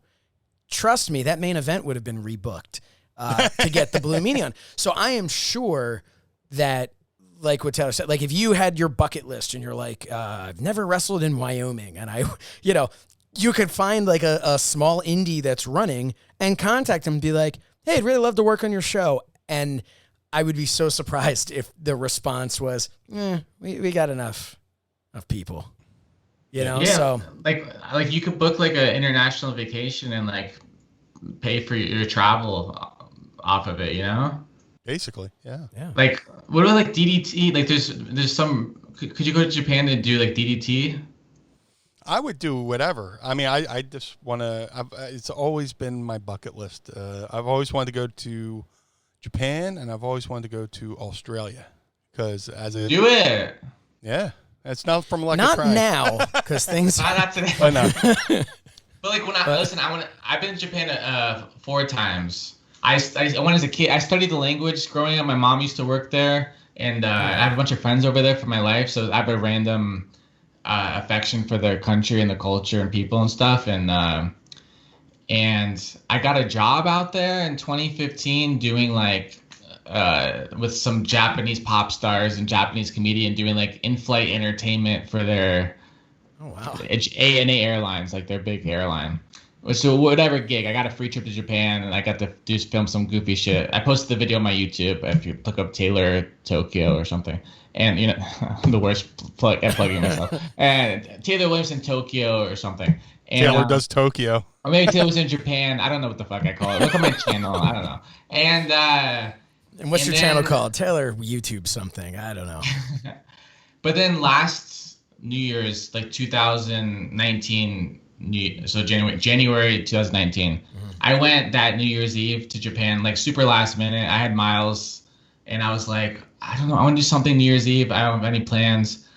And I was like, I'm just going to go to Japan, fuck it. Because I have friends out there, and then New Japan does the Wrestle Kingdom thing, and I had like 5 reasons to go, and I was like, well, I'm going to stop saying should I just go? So my cousin gave me that advice. She's like, stop shitting yourself.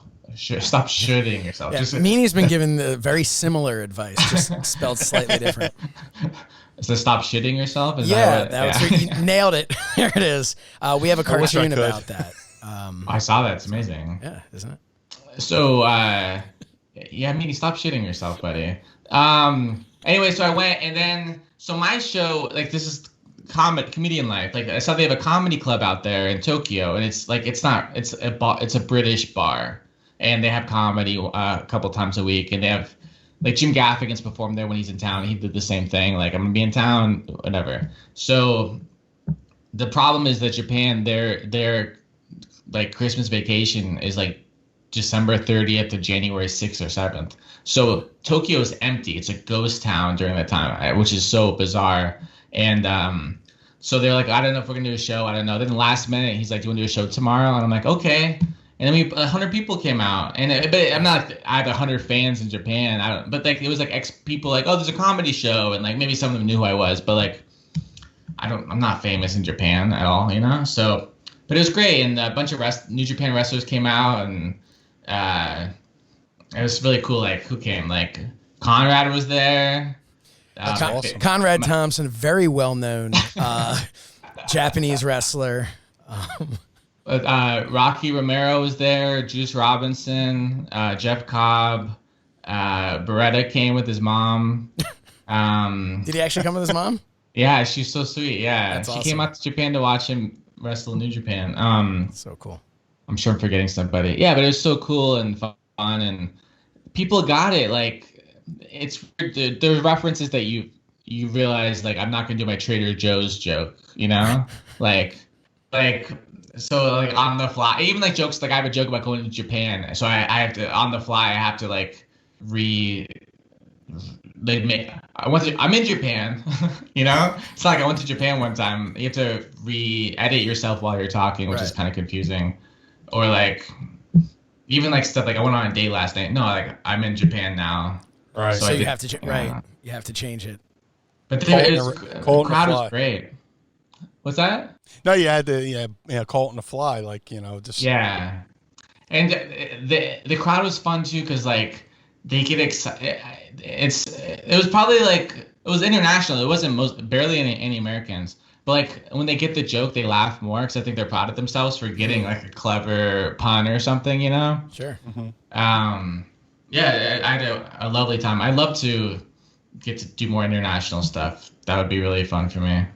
I went to England last year, and I was like on vacation, and like a non-comedy work trip, and I hit up some places like, can I get on stage? You know, like unpaid, just a spot. It's called doing a spot, whatever. And it was very weird actually. Like I hated the audience. It's my one experience doing comedy in England, and people told me I did well. Like I'm the first to admit when I bombed. I felt like I bombed. The other comedians were like, "Oh my god, that was so good." I'm like, "What?" But British crowds, they laugh so differently than American crowds. It's just they're like, "Ha ha." To me, it came up condescending and just like, like, "Oh, I see you tried to tell a joke." And I opened with a Bill Cosby reference.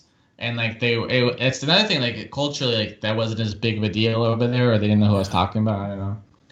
Anyways, I love Bill Cosby. That's what I came on the podcast to say. Am I canceled now? It was a joke. Oh my god. Hey, well, he's from Philly, so I mean, you know. Yeah. Oh yeah. I used to drive by his house all the time, but yeah. Then hang out with him, you creep. Oh no. There were a couple times you hung out with him. You just don't remember them. Yeah, I just. See, that was funny, but terribly inappropriate, so it's not funny. Like, your mother would say that's not funny, but it is funny, but you're a monster for saying it. Speaking of my mom, because she'll probably watch this, because she watches all the things, even though I tell her, like, don't watch something where I'm like, you know, cursing and making ball jokes. She'll watch it. So she was telling me at one point, it was right after the last Starcast, which hopefully won't be the last Starcast ever. But right after that. Especially now that we have a podcast, so, you know. What's that? Especially now that we have a podcast, that we really love to come nice to promote to, you know, a group of people that is our audience. But yeah, so I was down in Florida, and she's telling me that her and my stepfather they were like, oh yeah, we were gonna go see this comedian, and they're like, she was talking about it, like, yeah, we just didn't end up going. I was like, who was it? And she's like, I'm trying to remember. She's like, let me look it up. She's like, oh, it's Taylor Williamson, but we didn't go because and I'm like, I was just with him last weekend. And why didn't she come? She said, she's like, well, we'll definitely go again. I'm like, well, looks like the last time he was there was like a year ago, so. I don't remember what it was. I think they just decided. Boca? I think it must have been, maybe down in. She lives Miami. She lives in Boynton Beach, but. What's that near? Not too far from like Boca and all that. So, you know, I don't really know. Like my whole family's down there, and they'll like say, "Oh yeah, down in like Del Rey or this," and like they're like, "Yeah, it's right over there." I'm like, I don't know where this is.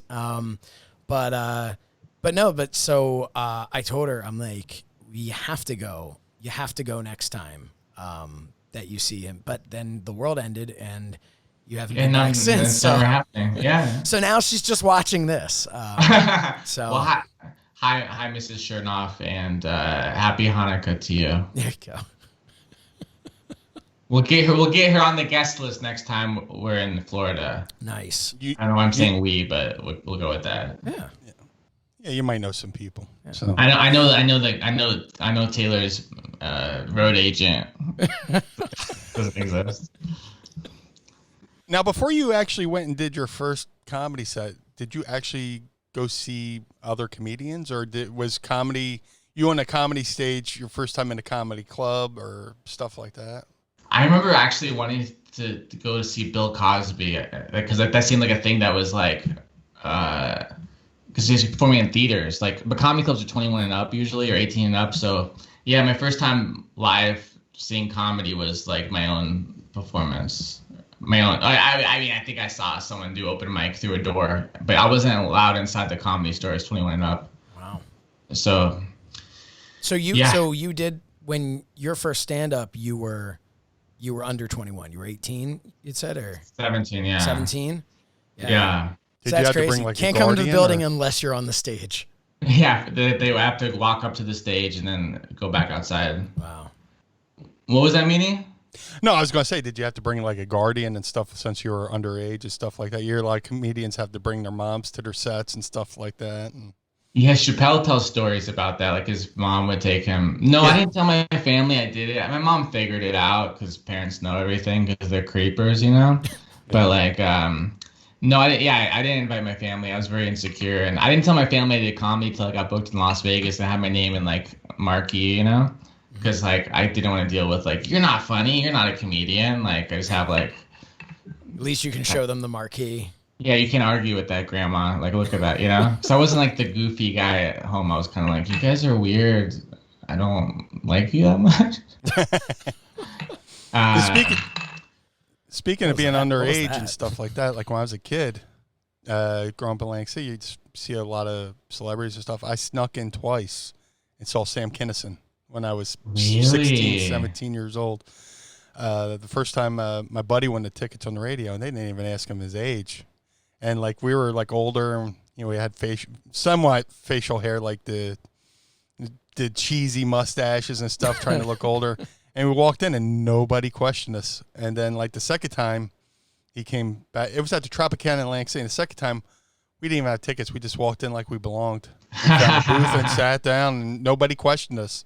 That's honestly, not to tell people how to like get into things, but I remember I was doing, I don't know which show it was, if it was AEW or Ring of Honor or something like that, but it was one of the Fight and Focus I was doing.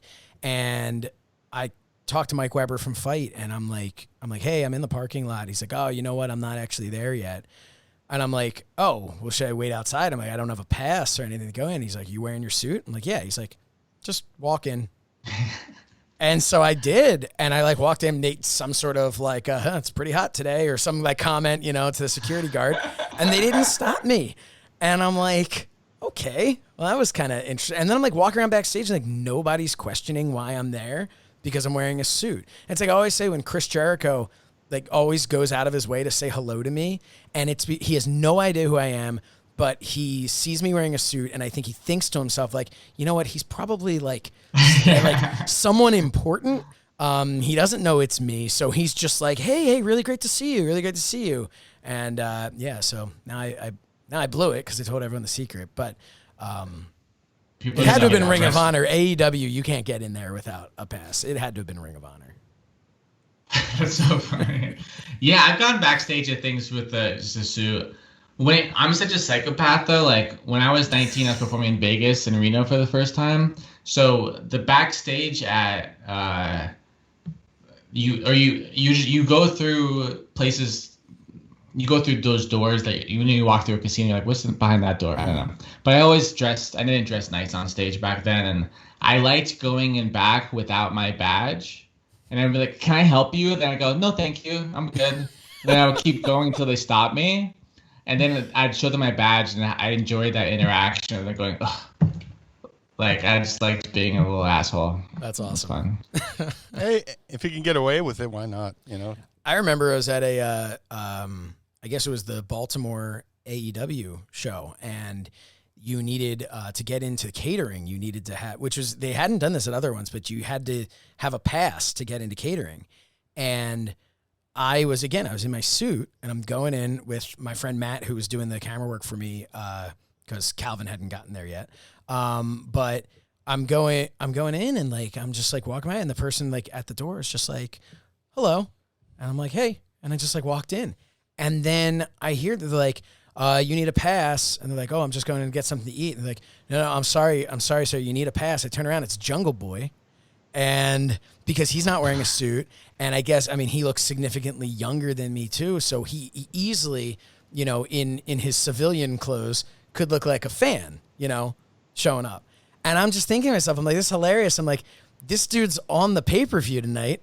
And I'm just me, and they're letting me in. So that's the power of the suit, man. Like, you can get places dressed nicely. So funny. So everybody go get a suit. I had a story. Really, it's the secret to life. Just look like you belong somewhere. Yep. A comedy is this. I was gonna say wrestling has the worst security of all time, but comedy is the same. Like, I did a private event for some charity thing, and so it's not at a comedy club or a theater. It's like at a space, and they gave us like a fake green room, you know. And I'm back there with my opener, and this woman comes in back. Then you talk to people like, thank you for being here, and thanks for coming to perform for our organization. Yeah. This woman comes in back, and she introduces herself to me. I'm like, hi, how are you? We're talking. And then I slowly realized, so I was like, so are you one of the producers of the event? And she's like, no, I just bought a ticket. I'm a fan. And I'm just like, oh, you're a psychopath. You literally just came in. There's no reason you're back here. Like, you're literally a bad person. Like, you're a fucking psycho, evil, bad person. Like, disrespectful. And like I said in my opener, I'm giving him the eyes of like your job. Like, the innuendo of like, get her the fuck out of here. Like, it's so clear. And he just keeps looking at me like, and then she leaves finally, and I'm like, what the fuck, dude? Why didn't you help me out here? And he's like, oh, he's like, what do you mean? You have a nice conversation with her. I'm like, dude, no, I'm giving you the cues of like, help me out, so I don't look like an asshole, be like, get the fuck out of here, you psycho. And he's like, oh, I have mild autism, and I just don't understand physical cues sometimes. And I'm like, okay. Oh man, it's true. It's kind of funny. I had a weird thing one time. Because normally before the apocalypse, I would do So Says Shernoff, my show on Fight. I would do that at the local community college. They had this awesome setup there, and I would go into their video studio and you know, the whole thing, green screen, all that stuff, and we would have a live studio audience. No matter how many people on YouTube want to claim that it's not.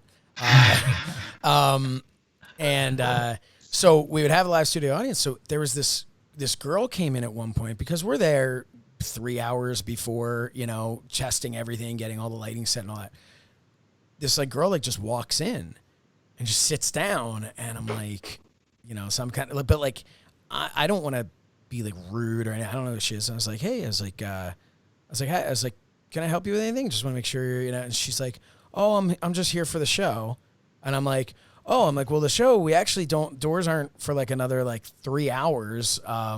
So I don't, you know, like, I don't want you just sitting here for 3 hours, because we're going to be moving this, moving that. I'm like trying to be like really polite of why. And she's like, oh, okay. I'm like, yeah, but I'm like, definitely come back. I'm like, even you want to come back, you know, in like 2.5 or something, just hang out. We'll be all set up and ready to go. I'm like, so yeah, you know, come on back. She's like, oh, absolutely. And she didn't come back. So I'm like, you know, and she knew what time the show was, so I don't know if she was offended, but like, it was so weird. But I wasn't, but I need as many audience members as I can get. So I couldn't just be like, get out of here, you know? Right. But she then just, the dream is to be at the point where you can not worry about losing fans, right, by telling people who are awful to go fuck themselves, you know? Yeah. I mean, so what's that, Meanie? No, well, here's a story I had never even told, and Mrs. Meanie might have to do a run-in on this one, because she has better recollection than me.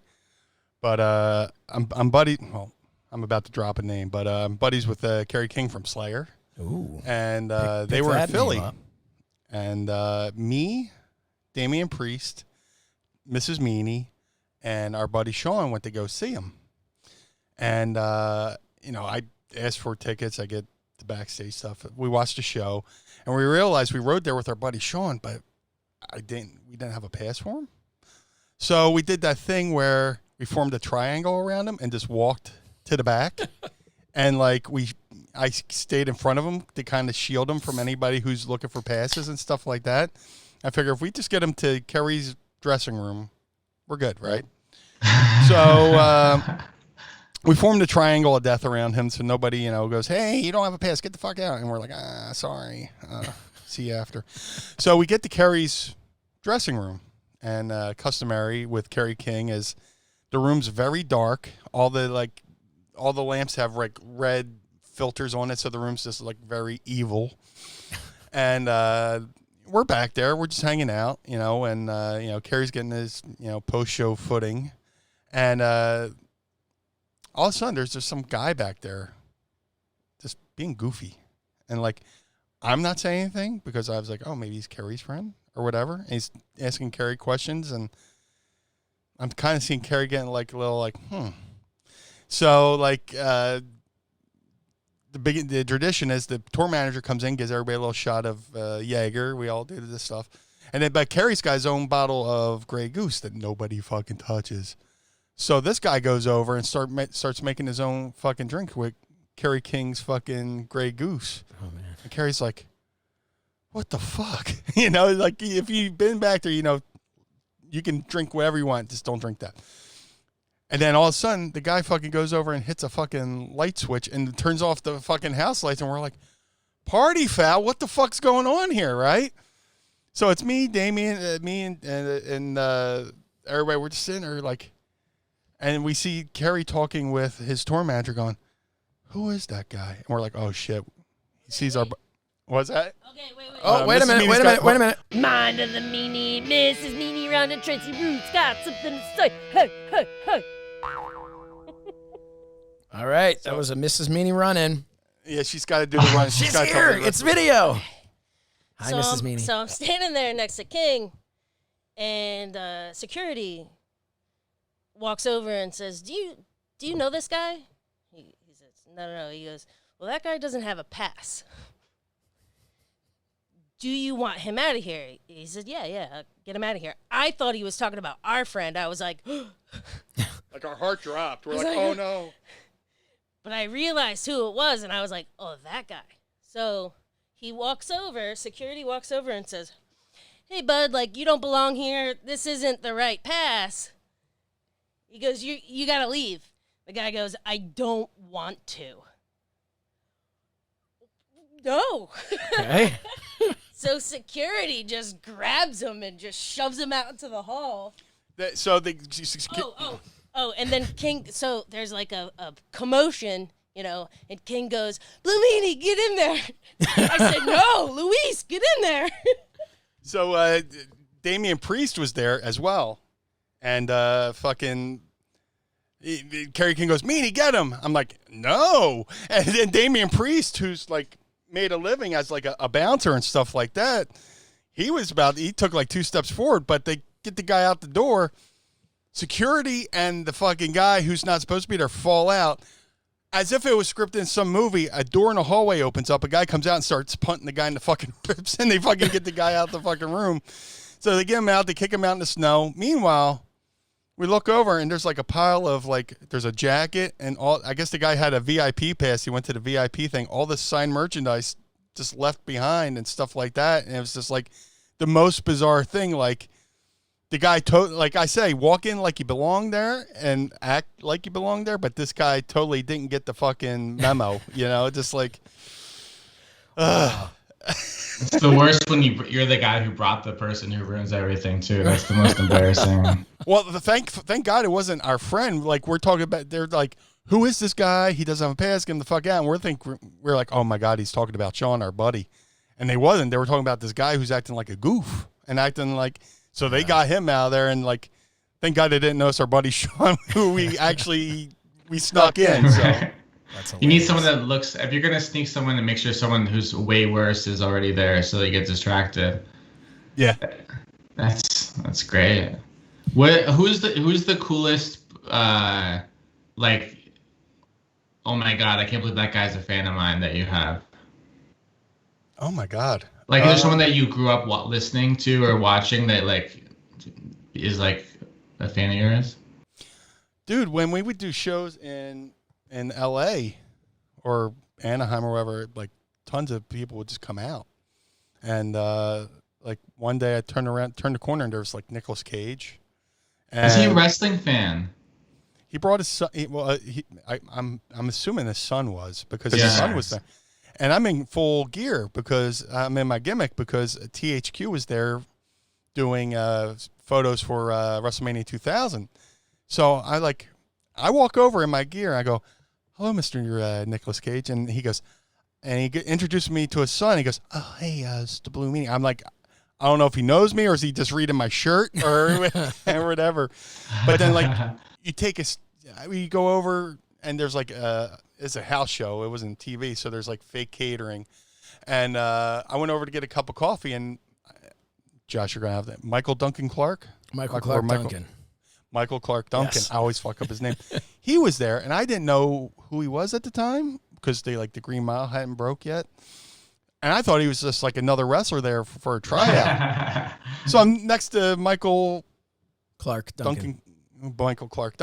I'm like, "Hey man, how you doing? Hey buddy, how you doing?" And we're just fucking shooting the shit. And then I go to see the Green Mile. I was like, "Holy shit, that's the guy from Anaheim." It's just like weird stuff. And like the coolest thing, same show, Anaheim, Bo Bridges, brother of Jeff Bridges, comes over, goes, "Hey Blue Meanie, can you take a photo of me and my family?" I'm like, "Yes, I should be asking you to take a photo with me, because I'm a big fan of your movies like Starman and all that stuff." And somewhere in the Bridges household, there's a photo of me, just like, "Hey," and stuff like that. But it's always cool to see like who the wrestling, like, dude. That's why I fell in love with you. I found out you came out on America's Got Talent to Real American, and I was like, "Oh my god, this is awesome." Anytime somebody gives like that little wink, like, "Hey, I'm a wrestling fan," I love it. Yeah, man. So same question, Taylor, back to you. Same question back to you. Is there somebody that you've discovered that's a fan? I mean, there has to have been, because I've seen how many people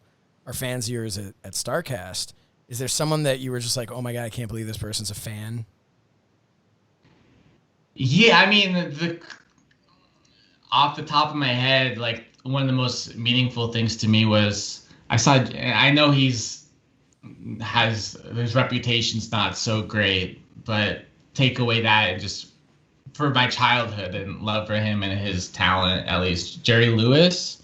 I went to go see him perform like 5 years ago maybe, and like he just sat on a stool and he really just, I hate to be negative, but like he just said a bunch of weird racist, misogynistic stuff into a microphone, and like all the weird jokes that are like racisty, like, and a racist, and then, but they were funny back then, Yeah. And then now it's just like, buddy, whoa. But then he played videos of him from the Colgate Comedy Hour from 1952 that are legit funnier than anything I've ever seen. That it's perfect. He was the genius, and so I got to go to a meet and greet with him after. I did the suit thing. I snuck into a meet and greet afterwards, because I was with it. I don't have the balls to do it myself, but my buddy was doing it. Oh, you gotta have that. You gotta have a buddy with you. You gotta have someone with you when you're doing that. Yeah. So, anyways, but and then one of my comedian friends was there randomly too, and he did the amateur move where he was like, "Jerry, I'm a comedian." I'm like, "Dude, what are you doing? Don't do that." And like, he asked a question, and then Jerry's like, "Get the fuck out of here," kind of like. I didn't hear it, but I saw it, and I was like, "Oh god." Party foul. What's that? Party foul. Yeah, yep. I mean, you should know better. You know who's into it, and know who's not. I don't know, but like, I'm a huge comedy nerd, so whatever. And anyways, but my buddy happened to be filming it, who was behind me. And I went up to, it's on my YouTube too, if you type in Taylor Williamson, Jerry Lewis, but I have a minute video with him. I went up to him, and he knew who I was. And he's like, he didn't know, like, "You're Taylor from America's Got Talent." He's like, "Yeah, I know you. You cut me up one night. Yeah, you're funny, whatever." And then he's like, you remind me of a comedian. He's like, something like, I can tell you're a comedian. You look sick or something like that. Like, it was just something like a weird like zing from him, and like it filled my heart so much, and like so like that kind of stuff. That meant the world to me. Like the fact that I entertained this man at some point is the coolest fucking thing ever for me. So it's just somebody that I grew up adoring, and so that's just stand out to me, I guess. But yeah, awesome. From America's Got Talent, I have so many people like you and the Young Bucks and Velvet Sky were the wrestlers who were like, awesome. I was like, oh fuck, this is so cool, you know? Yeah. But yeah, I'm so lucky. The randomness of people who getting to entertain people who have entertained you is like one of the most special things that you guys both know, you know? Yeah. So again, that mutual admiration society, you know? Yeah. So and doing the roast of Bruce Pritchard, like some random wrestling people hit me up, and that led to me doing some stuff, and it's pretty cool. You killed it. The respect. You killed it on that roast, man. You killed it on that roast. Oh, thanks, man. Some people disagree on YouTube, or people who wear crowns wrestle. But thank you, though. Dude, I did the Iron Sheik roast and Caroline's in New York, and it was so weird because like there's all these great comedians up there, and they're killing it. And then like I'm sitting next to New Jack. I'm sandwiched between New Jack and Virgil. Oh my god! And people are like, yeah, and like it was amazing how like Virgil was not getting it. Like they were like cutting him out, like all these guys are saying stuff about Virgil, and I'm like, I'm popping, New Jack's popping, like New Jack would get it. So when it came up to my time to roast the Sheik, I was like, hello, I'm the Blue Meanie. I'm the only wrestler here who knows how the fucking roast works. Which was like a pretty good opening line. And I got some good lines and stuff like that. And then, I would say something about New Jack. I wouldn't even look at him. I go, is he laughing? Is he laughing? But like it's weird, like I admire what you do because it's like you're up there emotionally naked. It's just you and a microphone. And you just rely on yourself. Where in a wrestling match, it's me, an opponent, a referee, a ring announcer, and all this stuff that comes together. But when it's just you and a microphone, I've got all the respect in the world for you. Thanks, man. Yeah, and in front of a wrestling crowd too. Like those people they'll eat you alive. Like, yeah. They made me go first on the roast. I was like, you motherfuckers. And also, it's a whole story. But like I ended up giving away a whole bunch of my jokes to the other wrestlers because they didn't know what a roast was. They didn't know that they're supposed to write jokes. They showed up thinking that people were going to have jokes written for them. Like, it was kind of madness, honestly. And I'm a mark, so I'm like, hey, Bruce, here's a joke for you. And X-Pac, here's a joke for you. And then, like, I'm out of jokes. And I'm just like, what the fuck do I do? And, like, anyways, but I knew I had to shit on the crowd instantly to get them on my side because, like, that just... with my vibe and what I am not like alpha aggressive guy. So like for some reason crowds want to eat you alive when they know they can. It's some weird psychology in comedy. Like you literally have to show that you're like it's like lion shit, like you have to show I'm the fucking Lion King or whatever I don't know what the fuck I'm talking about. Do you know what I'm saying? Kind of. Yeah, I know exactly what you mean. Maybe there's a thing like that too, but you have to show I know I have this character of like, oh, what am I gonna do? But I'm actually fucking good, and I'm gonna fucking make you like me, motherfuckers. Watch this. Like, you're not the fucker. I'm the one who fucks. So you. I've never actually fucked, but I fuck. And if you want to be the one who fucks, you can go to BlueChew.com and use the promo code Meanie to save 20%. No, you get free shipping. For only $5. No, wait, $5. Fuck, what is it? $5 shipping, and it's completely free. Your first shipment's free. Yeah, just type Meanie. Just put in Meanie to anything. The guy from Blue Chew he was like, hey, I can get you promos for your podcast. Just hit me up. He gave me his card. I'm like, I don't have a podcast, dude. Stop. It's like Glenn. I have a podcast. Yeah, I like him. He's cool. Yeah. Listen, let me tell you this. My computer's at 3%.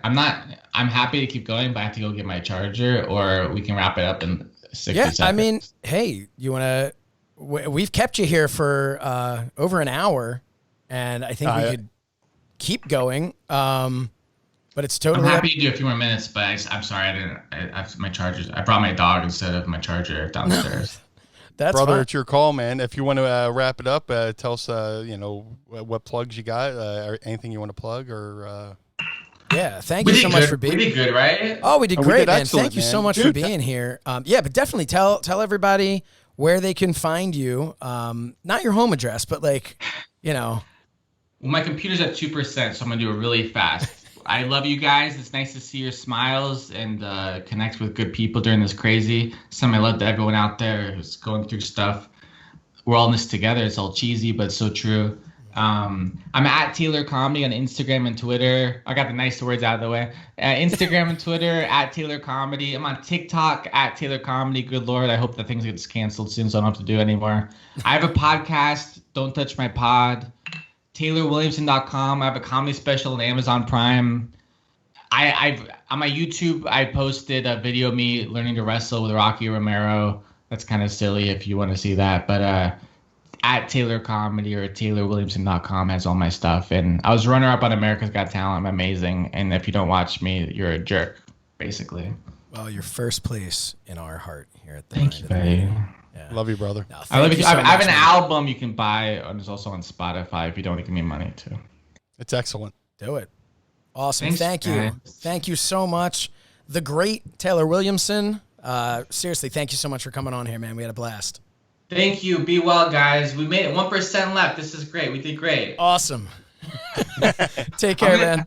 I'm going to say this now when I want to get out of conversations. I'm just going to lie. Be like, 1%. That's it. He's fully charged right now. He's like, this has been enough. I've given them enough. I'll send you a screenshot. I'm a good person, okay? He's going to close the window and go, ha, ha, ha, I got him again. Awesome. All right, bye, Thank you, guys. man. Take Love care. you, brother. Take care. Bye. Here's a story. Take a trip into the mind of the Meanie with Meanie Tunes. An animated look at the Blue Meanie's most hilarious stories. Why did you eat that? Available at youtube.com/mind of the Meanie. Oh, man. Subscribe now. All right, at this point in the show, I want to do something that we do every single week, but now we get to show you, which is really exciting. So you even get to see me come over here and hit my little button. It's time to talk a little bit about our merch. Over at ProWrestlingTees.com/Mind of the Meanie, we have so many amazing shirts for you, and we really, really hope that you will go take a look at some of the things we have. Going all the way back to the beginning, Meanie, the first shirt we ever put up there, we've got it in blue, we've got it in gray. It's the Hal Haney Mind of the Meanie logo shirt. That kicked everything off for us, that logo. Kind of set the tone for us. And then from there, we just started churning them out. We have Meanie Mania that looks similar to some other Mania thing, but we won't say what it is. Don't fact check me. I Hate Mustaches, the #1 bestseller, the PodSquad t-shirt. We have Meanie Burger. We have Baby in a Beanbag chair. Have a Sip for the Apocalypse. Concert Canceled. The mirrored OWD BWO, which if you've been listening to every episode, you know what that stands for. And then, of course, there's the seltzer shirt, the Meanie Berry, Blueberry Meanie. Sorry, not Meanie Berry. Meanie Berry is another flavor. That should be a shirt. We have our 4th of July stuff still up there. Of course, Meanie Tunes available in 2 colors. And then our most recent ones, the I'm 3 seltzers deep and the 2 cents plain and 2 cents plain with color. Meanie, when we started this thing, since this has become like this celebratory show here, did you think we would have this many shirts in this short amount of time? Dude, it's been amazing. And the fact that we got so many people buying our shirts and sending us photos of them wearing our shirts, it's very flattering. I designed the PodSquad shirt in the spirit of the old Job Squad shirt. And then to have Hal Haney do our logo art It's so cool when you see all the amazing art he does and all the amazing wrestlers he's been working with. The fact that he designed our logo means the world to me. And if you go over to ProWrestlingTees.com/Mind of the Meanie, every dollar you spend goes back into the show because this helps us, get better sound equipment, better lighting, ring lights, new mics, new everything. We sink all that money back into the show so you can have a better quality show. And we also have ProWrestlingTees.com/Blue Meanie. Meanie, tell us a little bit about what you can find over there if you're interested in supporting the Blue Meanie and the BWO.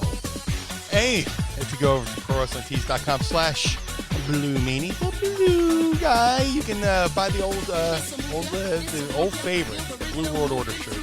One of the top selling ECW shirts, ECW history. You could get one of those in blue or white, which was never available before. I also have the BWO barbed wire logo, where instead of the box around the BWO, it's a barbed wire box, which I did back in the day just for the boys, and that was just a tribute because Hulk Hogan had came out with an NWO shirt that had barbed wire. It's like, oh, well, now we have to do this one. But ECW never released it, but I kept the artwork, and there it is on my Pro Wrestling Tees. There's so many. Speaking of Hal Haney again, he did the Blue Meanie split face shirt. Half BWO, half Job Squad. Another great favorite shirt, that one I just sold a couple of yesterday, is the Blue Meanie Fight shirt. It's like the old school boxing shirts where you see like Mike Tyson is in Brooklyn, New York, wherever they're from. Joe Frazier, Philadelphia, blah, blah, blah.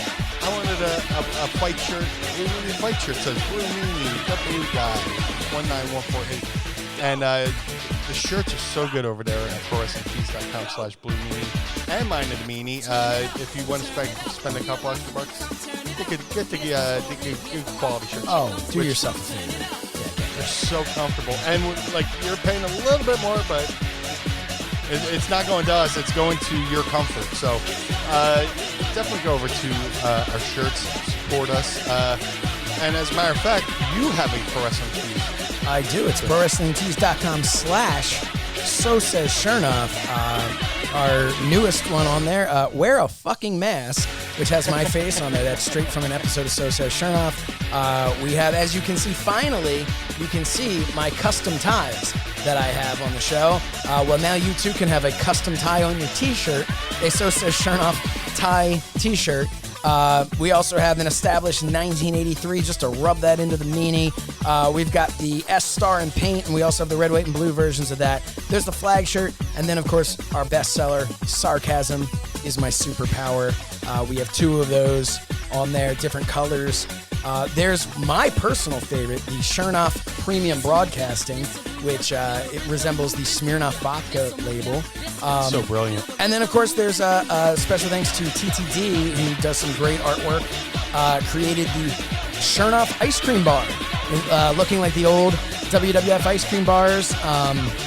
And then we've got the So Says Shernoff logo shirt. And then there's kind of like an Easter egg in there. There is the original So Says Shernoff logo, which never even made it onto the show. It was originally the logo that was going to be used, and then we swapped it out. Well, that logo is still available because we spent money for it. So it's still available on the t-shirt, and it's pretty cool. A little less sleek, a little more hardcore, if you will. But yeah, please go and check that out. But Meanie, there's more. There's the wrestling brand, collarandelbowbrand.com. Meanie, you're wearing it right now. Right now, I'm wearing my collar and elbow shirt that I helped design. The BWO took over the offices of Collar and Elbow. And one of my favorite shirts at Collar and Elbow brand was their mirrored shirt, where it says collar and then upside down would say elbow, like a reflection on a lake, sort of. I said, let's take that, let's put it on a blue shirt with white ink instead of elbow. We'll take out the BO and put B-O-W. I mean, you can have BO if you want to. Yeah, you can have BO, but you take out the bow and put in the BW. And right here I'm wearing it now. And I love this shirt. It came out so good. The white pops off the blue really nice. And I've been getting a lot of compliments out in the wild about it. You know, it kind of reminds me of the Under Armour shirts and stuff like that. You know, but Collar and Elbow does a fantastic job across the board. They do a lot of great parody shirts. Another one of my favorite one is the one they did on Mid-South Wrestling. If you ever seen Mid-South Wrestling, their logo is the real buff dude holding up a championship belt. It says Mid-South Wrestling, but it says Collar and Elbow. There's also a great shirt, Life is a Work, which at some point a wrestler's probably told you, life is a work. They also have a great shirt. Our boy Luke Gallows, one of the Good Brothers, he's killing it over there at Collar and Elbow. He's got he's got the Good Brother shirt, or Brother Me. He's also got Brother the Me Brother Softly. Me Softly shirt. And then he has his own Ribera-style Good Brothers jacket, which I may have to just shell out the bucks and just buy, because I've never been to Ribera. I've always been a Ribera jacket. But this is kind of like me having a Ribera jacket without having to go to Japan. So I'm going to support my good brother Luke Gallows. I was going to say, it's awesome. It's an awesome way to be like, I want to have that jacket, but I'm not going to be going there and getting that jacket. So, hey, I'll kind of sport it. You get where my head's at, and I'm also supporting the Big LG as he goes by. Yeah, you can support the Big LG by buying his merchandise. And if you use promo code Meanie, you can save 10%. And you can support the Big Blue Meanie. Yeah, you're supporting both. So Collar and Elbow has done a fantastic job, as well as Pro Wrestling Tees, of keeping the wrestlers, connected with the wrestling community by putting out stylish shirts. And I have no problem saying I love both companies. I support both companies because both companies have supported us, and they support this podcast as well. So go now, Pro Wrestling Tees and Collar and Elbow.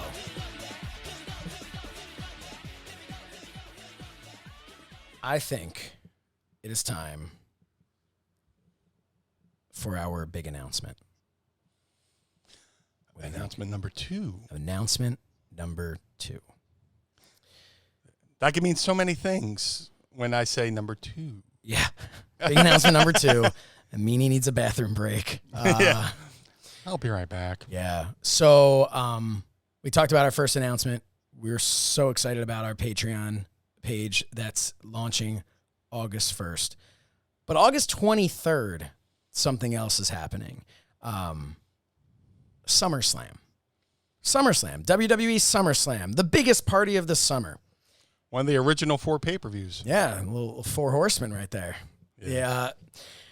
One of the original 4 pay-per-views, SummerSlam, will be taking place, and it looks like it's going to be at the Performance Center this year. We thought to ourselves, there's got to be a way to kind of spruce this up a little bit, make it a little bit more exciting. Well, we are very excited to announce that we will be hosting a new show on Fight TV called Alternative Commentary with the Blue Meanie and Josh Shernoff.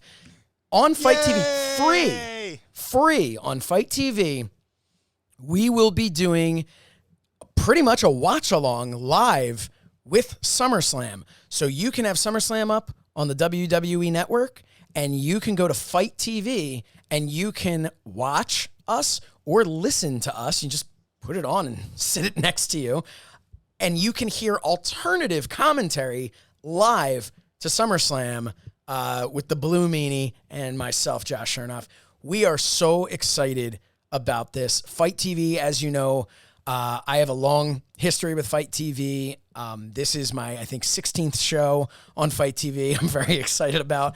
But this, I think this is the show of all the things I've done with Fight, I may be most excited about this. This is going to be so cool. We are going to be live. There are many times Meanie and I say that we're live because we're live right now, but we're going to be live to you. So something comes out of our mouths. It's not getting edited. It's not getting cut. We are going to be live on Fight TV around the world.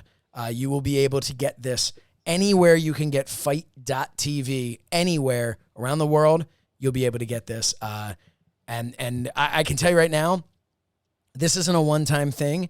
This is a new show for us. We're kicking it off with SummerSlam, but this is not the only time it's going to happen. But August 23rd, is SummerSlam. And I really should have checked that. I'm pretty sure it's August 23rd. but we will be doing this live. Meanie, dude, how pumped are you for this? It's like, we dreamed about doing this podcast, and then all the things that came along with the podcast, and now we're doing live audio commentary to potentially thousands of people on Fight TV. This is going to be fun. It's going to be exciting. I'm going to be on my tippy toes. This is going to be like, I love alternative commentary, whether it's somebody talking about a movie or something like that, or Mystery Science Theater 3000, or the original alternative commentary duo of ICP doing Stranglemania over the old deathmatch videos. So this is going to be a little bit of both. A little bit of Mystery Science Theater 3000, a little bit of Stranglemania. And shout out to ICP. Woo woo.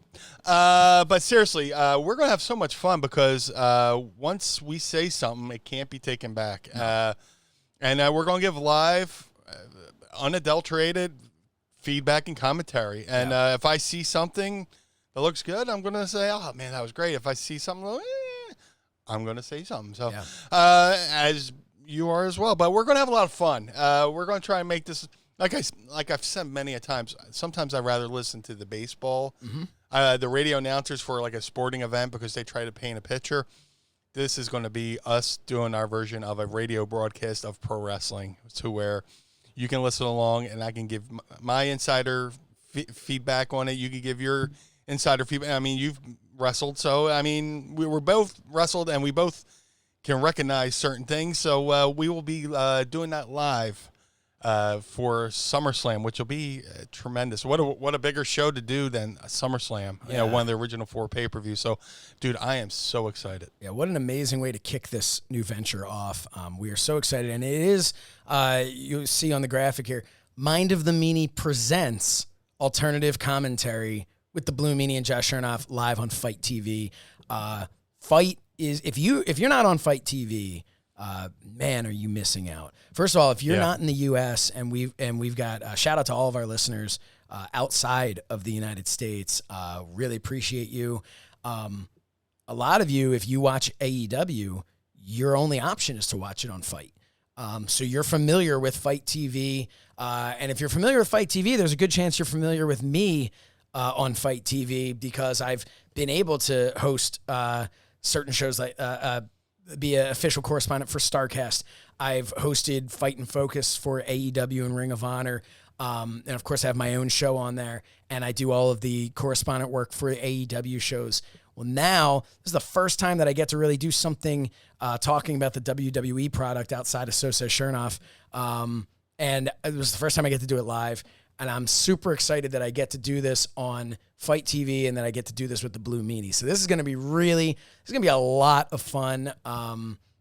Thank you to Fight TV for wanting us, for seeing value in Mind of the Meanie. We appreciate that. But yeah, man, it's a good feeling. It's exciting. And, you talked a couple weeks ago about just this feeling of momentum building. And it is. The momentum is building, and this isn't it. We're gonna have more and more announcements as time comes of more crazy things that we come up with. But this was our big one here. Alternative commentary. Another fun thing. This is gonna give you a little bit of a taste if you're on the fence about Patreon.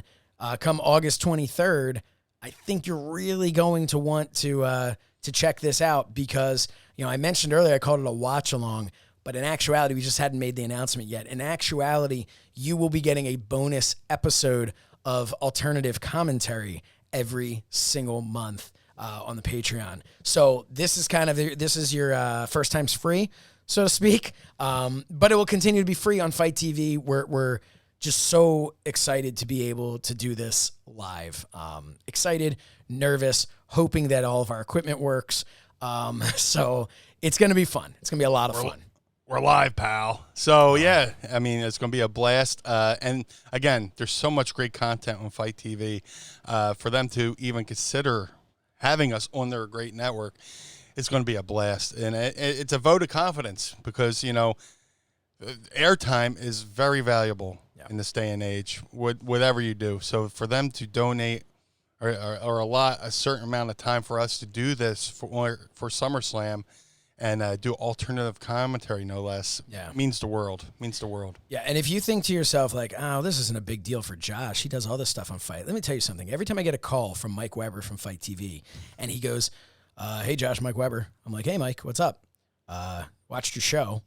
And there is always a pause where my heart sinks, and I go, well, that show's canceled. I said something that upset him. And then he thankfully always responds with, really enjoyed it, really liked it. I really liked it this month.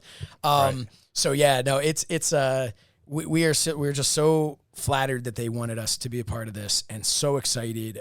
Like Meanie mentioned, and this for me, 100% highlight of my week is when we do this. This week was especially exciting because I knew we were recording our regular podcast on Saturday and doing this on a Sunday. So I'm like, this is awesome. We get to do this twice. And now to know that we've got peppered in these pay-per-views, however many times it's going to end up being a year, that we also get to go do that, plus the Patreon content that we get to create. Man, we got to call Conrad Thompson and ask him if he has some sort of a secret here. Yeah. What type of coffee do you drink, Conrad?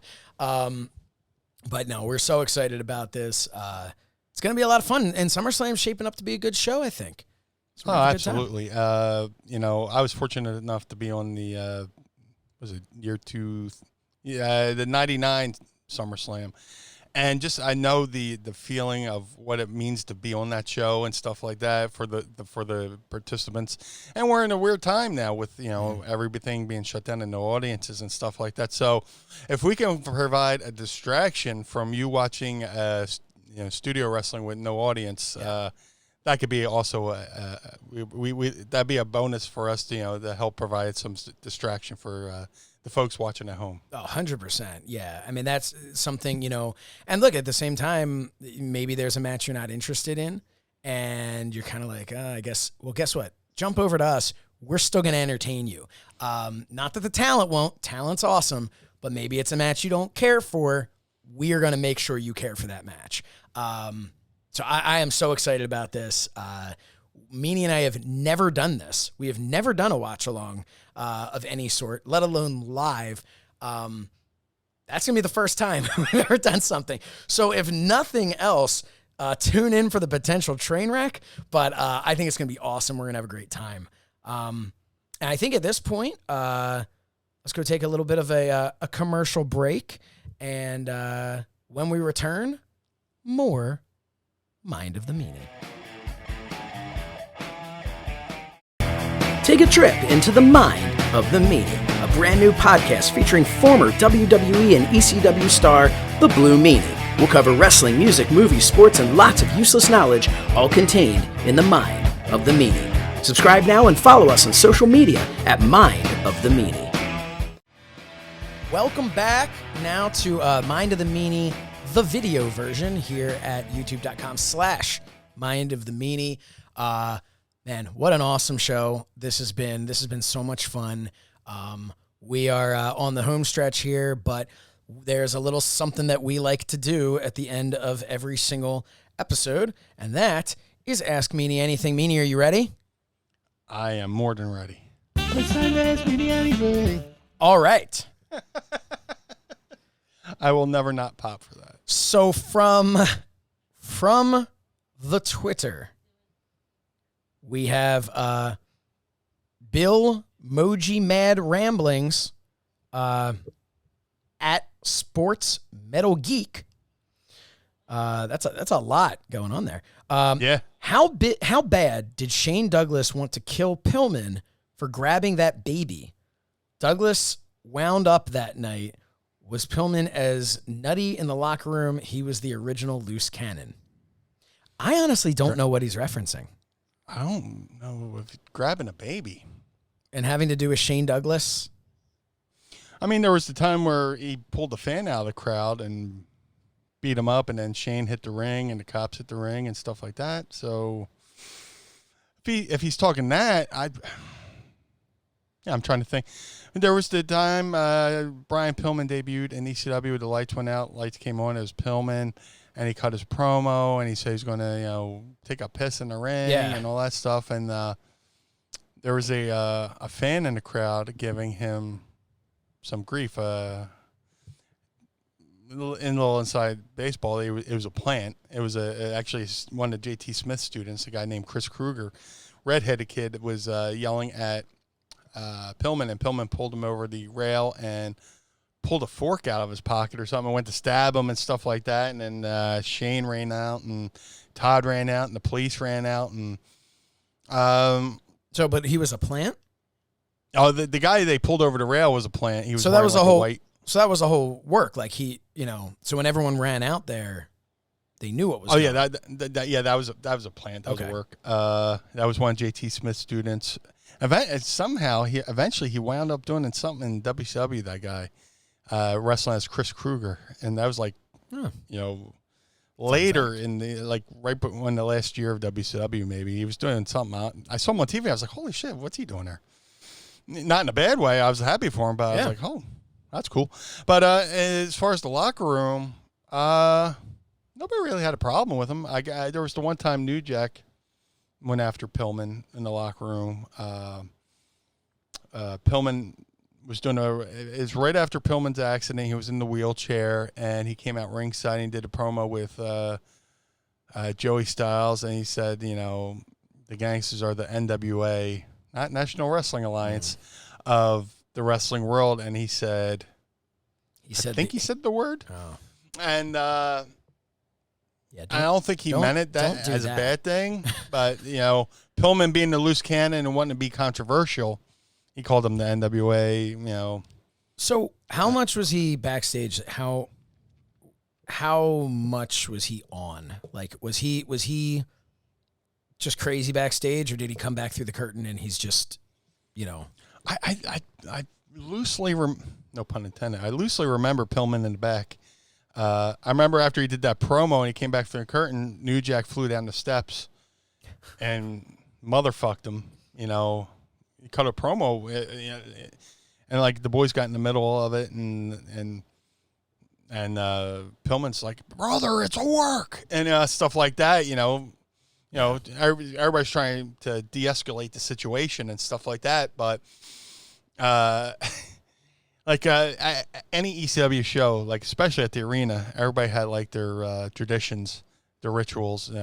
Guys got set up a chair in the same spot. Everybody got dressed in the same spot, stuff like that. And one time that was that same show. I was sitting in the locker room in my usual spot, getting dressed, painted up, and Pillman wheels through the one part of the arena in his wheelchair, and just looks at me and goes, Meanie, I see that ab workout I gave you's been working, and gives me a little wink, and I popped, and he goes on, and he does his thing. But I remember Pillman more at the hotel, he would storm through the hotel lobby and whip open the door and just, yo, motherfuckers, blah, blah, blah, and just slam the door. And you're familiar with Mary Kate, the photographer, and she was always at ringside taking photos at ECW.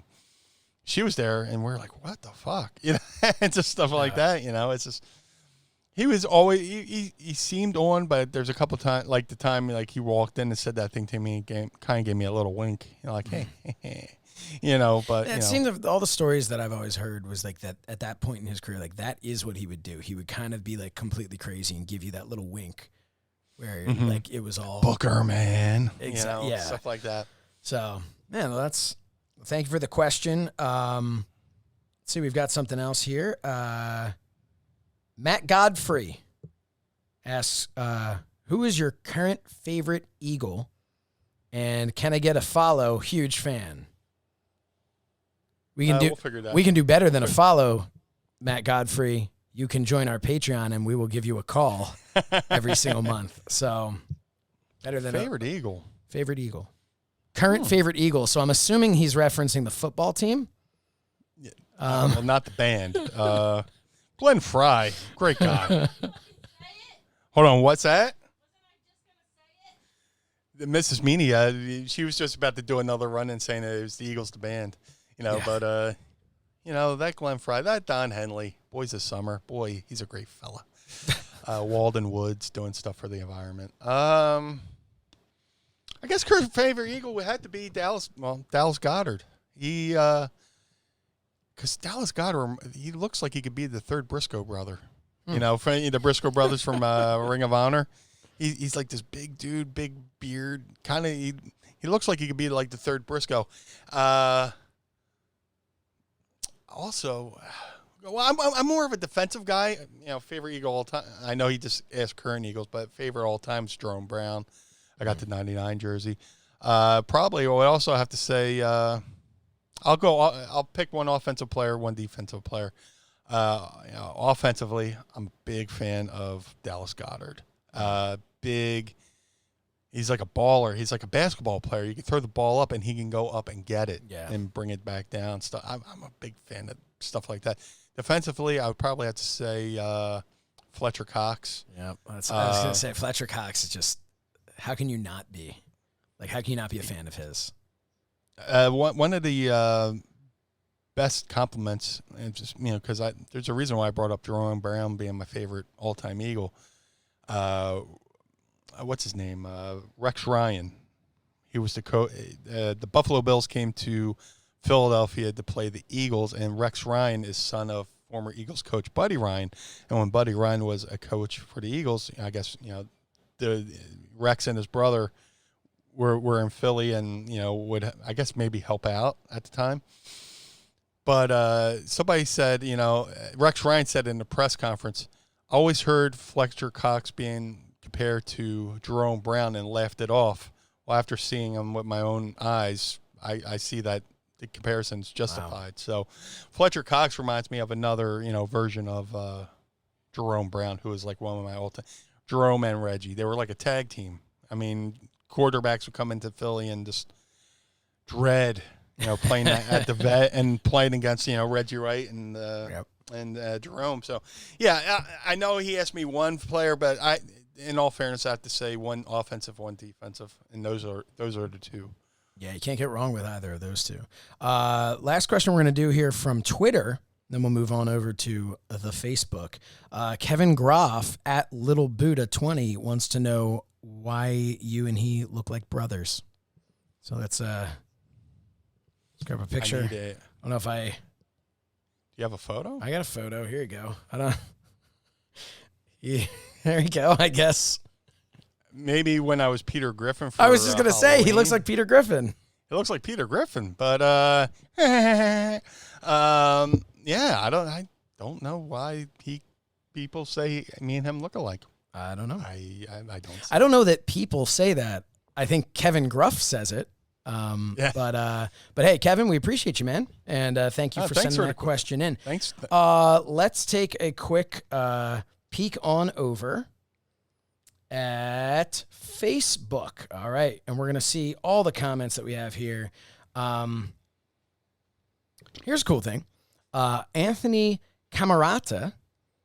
What kind of things does Meanie collect? Is there anything in his collection that he considers the crown jewel of his collection? We've talked a little bit in the past about some things that you collect, but is there anything that you would really say that, like, I have this collection? That's a good question. I mean, back before the internet, I used to collect bootlegs and stuff like that. I mean, as a wrestling fan, there's always, and as a wrestling fan, there's always like that what's the word? Mount Rushmore, not Mount Rushmore, like the golden ticket or whatever. I can't think of the word. But like growing up, you always heard the legend of Bob Backlund versus Harley Race at Madison Square Garden, and NWA versus WWF for the world title and stuff like that. And they're like, man, you got to find that videotape somewhere in the archives. And then like an 8mm, when somebody found an 8mm videotape of it and you solved the matching, pieces and clips, and WWE eventually put it out. So that, back in the day, like just looking for bootlegs or like hidden, like the whole WWE network, with the hidden gems. Yeah, that's the term I'm looking for, is a hidden gem. Yeah. It was always concerts. It was always wrestling videos growing up of stuff that like was hard to find. I'm trying to think. I guess like right now, I guess the best part of my collection is something I acquired that I didn't even know I entered to win. I have a friend, Justin and Penelope. They have a store in Jersey called Farpoint Toys, and really cool collectible place. They were just featured on a Amazon Prime special about a toy store near you, and they're trying this show's trying to help toy stores in the pandemic and stuff like that. And I put them over on the regular podcast because they had their store had gotten hit by lightning and they were doing a GoFundMe. But when they had just opened their store, they were doing a thing where win and enter one of the original E.T. Atari games. Remember back in the 80s, there was like this. Yeah, that they were like in a ditch somewhere, and there's a whole documentary on it. Like people looking for. Apparently, they had the game came out. It was a disaster, and they buried them in a ditch somewhere, and they did a whole documentary looking for this game. So, Farpoint Toys had a copy of the game, and you had to either share or like the post, share the post, whatever. And I was just doing it just to support my friends and get their story out. And they pulled my name out of the thing. I was like, man, this doesn't look like a fix, does it? This doesn't look like it's a work. But I have an open, still sealed in plastic copy version of the E.T. Atari game in my collection here at Casa de Meanie. That's very cool. It took me a while to get to that point, but I got there somehow. So Rodney Wright, I'm not entirely sure. He asked a question, and then he has something really cool. So I'm not entirely sure I understand the question. Maybe I'm just reading it wrong, but he wanted to know why they canceled doing the segment. I'm not entirely sure what that's referencing, but he included in that, and this is why I wanted to share it, his favorite wrestling item proudly hanging in his office is this here, if you can see it. Oh, the blonde bitch project. Yeah, so it's your shirt there, and then he included a picture. You can zoom in here of a young blue meanie holding the shirt. I suppose when you signed it. That's the shirt I wore in the actual Blonde Bitch Project. What the Blonde Bitch Project was supposed to be was a parody of the Blair Witch Project, and me and Stevie do parodies. So, and there's this whole so thing that's it. Wanted to know why they canceled doing the segment. He's referencing that. Okay, all right. I'm sorry, Rodney. That makes a lot more sense now. I'm putting it together. He wants to know why that got canceled. So, okay, continue. So, there was the Blair Witch craze. Blair Witch Project was a fake documentary movie where these three folks go into the woods and they're never to be heard from again, but they find the footage and made this documentary. So there was like a whole craze of it. And, me and Stevie being known to do parodies, Vince Russo and Ed Ferrara came up with the concept of the Blonde Bitch Project, which we did it pretty much a shot for shot fake documentary of the Blair Witch Project, but we were looking for the Legend of Sable. So, hence the Blonde Bitch Project. And we filmed it. We went up to Connecticut. We met at the warehouse where it used to have a ring where, they would have the Funkin' Dojo, but now houses the WWE network. And me and Stevie went up there, and we met up with Ed Ferrara and Vince Russo, and we went and filmed this whole thing at Ed Ferrara's house because he lives up there in Connecticut, and his backyard is totally looks like the woods and stuff like that. So it's perfect to film there at night. And we filmed basically shot for shot the movie, like in a condensed form, like whatever's on the sizzle reel for the actual movie, we recreated. So the Stevie goes missing, and I go looking for Stevie, and in the movie you hear screams from the basement, and then he runs down, and you see one of the members standing in the corner, and camera tips over and whatever. So I'm running towards his house. I hear screams, Meanie! help me, Meanie, blah, blah, blah, blah. And I go down the steps, and, Stevie's in the corner dressed in Sable's cat suit with a blonde wig on. He turns around and goes, "Hi, Blue Meanie, are you ready for the grind?" And he starts doing the grind, and then the camera falls over just like the movie, and the Blonde Bitch Project. But what happened was they initially showed the opening segments out there on YouTube. They showed the very first SmackDown. The segment aired complete during the first ever SmackDown in Kansas City, and we all watched it. I got to at least watch it when they showed it to the crowd at SmackDown, and it got good reception in the back from the boys. And I was going to say for whatever reason, I know the reason why it never aired. Apparently, the week the first SmackDown was going to air, USA Today did an article on the Blair Witch craze, and they even said WWE's entered the fray, and they're doing their own parody called the Blonde Bitch Project, which airs this Friday on SmackDown. Apparently, Vince McMahon read the article, or somebody showed Vince McMahon the article, and he went, "I've never seen this movie." And because Vince McMahon had never seen the Blair Witch Project, he scrapped the rest of the Blonde Bitch Project. Even though it had just been promoted as a possible attraction for that show. Yes. And what an interesting fellow. Dude, I was at a concert, like, I've, the band Bonehead. I'm friends with the band Bonehead, and they were doing a private show with Godsmack. And I was there, I watched my friends, and I was like, you know what? I'm going to run home. I want to see I could have stood there side stage and watched Godsmack, who had just come out, play a private show. And I was like, you know what? No, I got to go home and watch my segment on TV. I go home, and I watched the VCR, and I'm like, they cut it. They didn't show it. They had teased it on another show. I guess the rest was supposed to be shown on SmackDown. They never showed it. And I just ran home, and I was just like, oh, my God. And then I go to the TV the next week, and Ed Ferrara and Vince Russo pull me aside.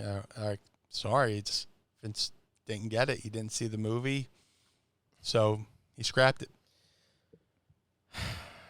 And it's there. It's there in the archives. It's somewhere in the network. I have friends at the network who say it's logged. Yeah, man, come on. I'm talking right now to Vince McMahon or Triple H. I know you guys are listening. Big fans of the show. Oh, and you're watching too. I forgot we're a video. Yeah, we're live. Come on, put it on the network. A hidden gem on the WWE network. That would be fantastic. There's another special me and Stevie did to promote ECW Unreleased Volume 3, right? Which was supposed to be on the network, and then eventually it got scrapped for the network, and it was going to be on YouTube, and never did. It's literally unreleased. It's just it's literally unreleased, and it was me and Stevie taking over the WWE network, where we it's me and Stevie trying to take over the network, and Joey Styles is trying to kick. He's constantly trying to kick us out of the building before we can take over the network. Man. And we filmed it. It's like a half hour, 45 minutes long, and never made it. Hey, you never know. Next thing you hear, Fox is going to be looking for something, and you're going to be like, oh, it's a random thing on FS1. It's going to be, like how they just keep churning out new things because can't make any other content right now. But I think one of the sports networks actually broadcast two guys playing a video game. Right. Like two basketball players playing each other on like Xbox or PlayStation playing virtual basketball. So that's awesome. They're looking for something to air. I mean, it's there in the archives. It's there. Well, hopefully someone will find it. But that concludes Ask Meanie Anything. Man, this show has been a blast. Dude, it's so much fun. This felt special, and I hope that everybody watching at home, that this felt special to you as well.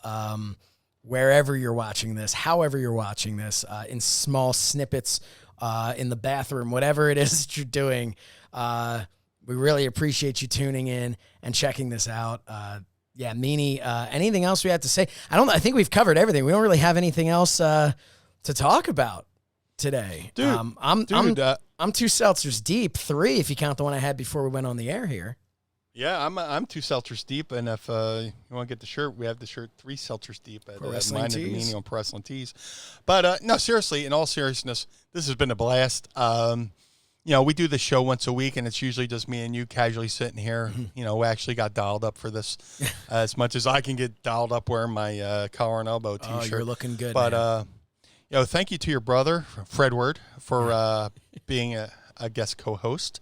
Thank you to Taylor Williamson for making, I mean, it's a lot to ask people for their time to come on and set an hour aside to just, come on here and bullshit with us.